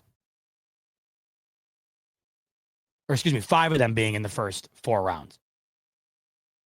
With the 4th-round pick, the additional 4th-round pick being from Chicago. So it's a halfway decent pick, too. Like you mentioned, you have the draft capital, I think, to make something happen here. Especially when you have that second-round pick this year. Gives you a little bit of leeway to be able to maybe move off of another pick. Basically, if you could give up your first and second this year, it's kind of nice knowing you still have a second.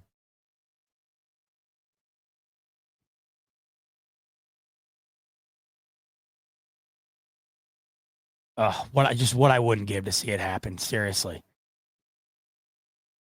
And then the other thing you have to ask yourself too is if they don't do it, then who else is? Like, who's going to do it?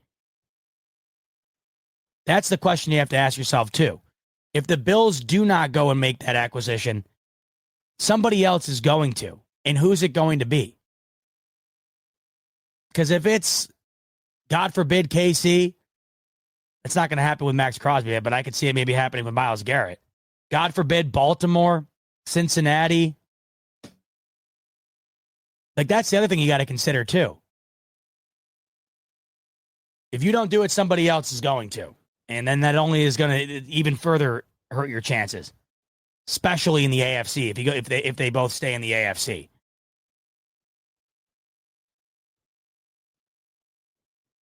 But last night, once again, it's the biggest takeaway any Bills fan had last night was the Bills' defense in front is not the Eagles, and in order to beat the Chiefs the way that the Eagles did, you're going to need to have that or something damn near close to it. And the best way to try to take a step towards doing that is going and doing what potentially could be on the table here, acquiring one of the 2 best pass rushers in the game currently. As we've kind of seen a lot of people saying here, what do you have to lose? You're in the prime of Allen's career. You want to be able to look back and say, I did everything in my power to give this team in Allen's prime the best chance to win it. And I would much rather have a sure thing on the defensive side of the ball than keep continuously trying to rely on late round draft picks to be that solution.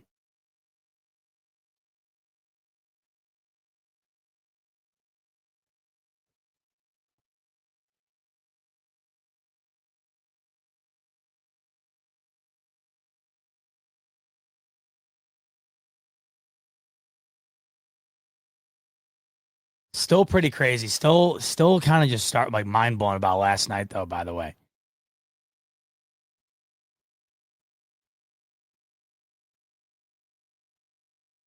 You know who's got to feel sick, too, is Cowboys fans. Seeing the Eagles be as good as they were last night, knowing Jaden Daniels is going nowhere. They're only going to get better. Oof.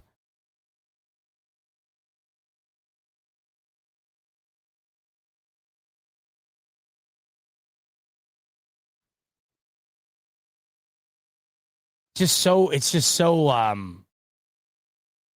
jarring when you see the Chiefs come back to life like that. Or kind of come back to earth, rather. Found this interesting, by the way. Jay Morrison tweeted this out.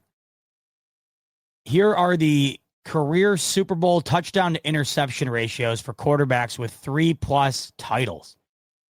Joe Montana, 11 touchdowns, 0 picks. Troy Aikman, 5 touchdowns, 1 pick. Tom Brady, 21 touchdowns, 6 picks. Terry Bradshaw, 9 touchdowns, 4 picks. Patrick Mahomes, 7 touchdowns, 7 picks.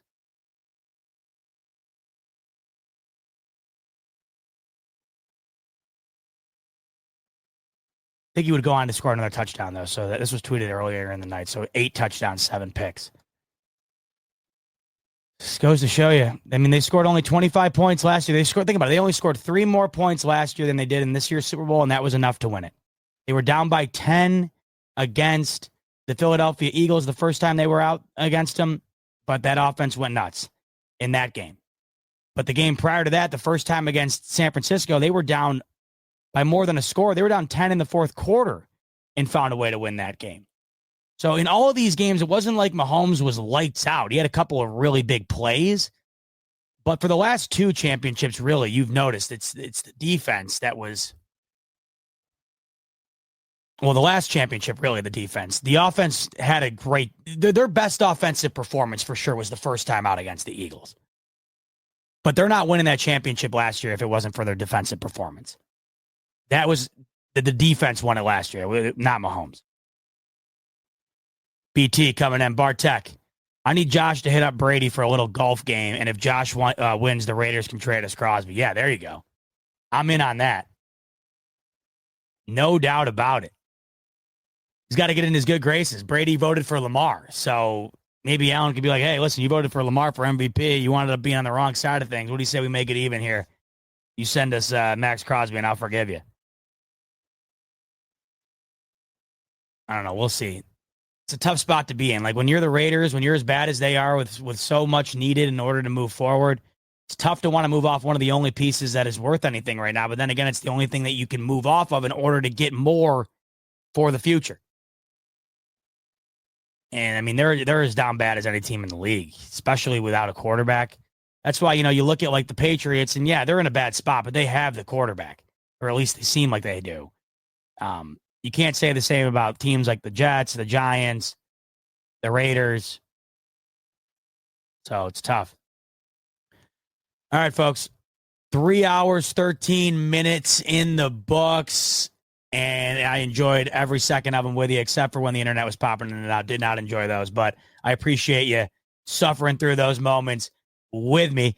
Recap the Super Bowl, talked about what we learned as Bills fans from it and what we can hope to see be improved by this team, by this front office, based on what we witnessed last night. And I think it was obvious to all of us, and we discussed it ad nauseum. Try and get as close to that Philly defense as you possibly can. The closer you get, the closer you are to getting over the hump against these Kansas City Chiefs. And we have a whole offseason here to see if Brandon Beane and company wind up putting their chips in the middle of the table and hopefully walking away with somebody or somebodies that are going to allow them to take that step forward. That's what's going to make this offseason as interesting as any as we officially enter into it. Football is over. Entering into the worst part of the year.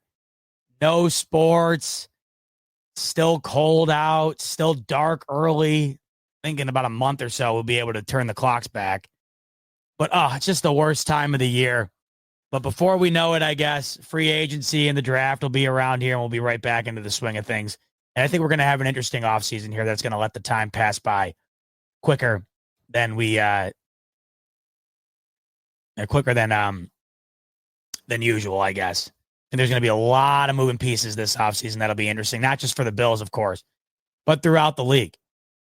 And we enter into the offseason officially here. Oh, pain. It really does make me sick. It sucks.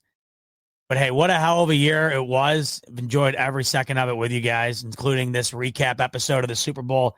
And as boring as last night was from an entertainment perspective, as much as I thought that Super Bowl was about as bad as any of the recent bowls here in the last decade or so, it was nice to see the Chiefs come back to earth, come back to reality, show that they're human, and get destroyed the way that they did. That was the one nice part of what otherwise was a pretty boring Super Bowl. But we recapped all of it here tonight in 3.5 hours or so. And once again, thanks so much for tuning in for it. On your way out the door, like button if you could, subscribe button if you could. And as I mentioned all throughout the show, the New York Jets planning to move off of Aaron Rodgers, and you can pick, you can guess who he will be going to next. From Green Bay to New York, from New York to where? It's up to you to decide. Right now, the favorite to land him, Pittsburgh Steelers. Moving from potentially Russell Wilson to Aaron Rodgers. Is that who you think it's going to be, or do you have a dark horse in the race here that you think lands Aaron Rodgers? Make your prediction over on BetUS using the promo code YouTube150.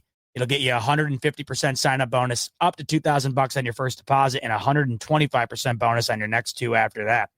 All right, folks, that's going to do it for this iteration of the Smoke Break. Once again, thanks so much for tuning into the recap episode of Super Bowl 59. Hope you enjoyed it.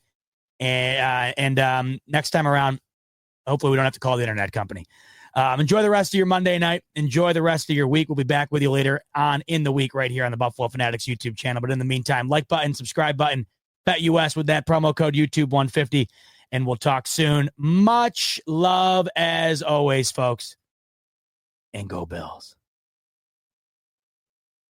If you're a maintenance supervisor at a manufacturing facility and your machinery isn't working right, Grainger knows you need to understand what's wrong as soon as possible. So when a conveyor motor falters, Grainger offers diagnostic tools like calibration kits and multimeters to help you identify and fix the problem. With Grainger, you can be confident you have everything you need to keep your facility running smoothly. Call 1-800-GRAINGER, click Grainger.com, or just stop by. Grainger, for the ones who get it done.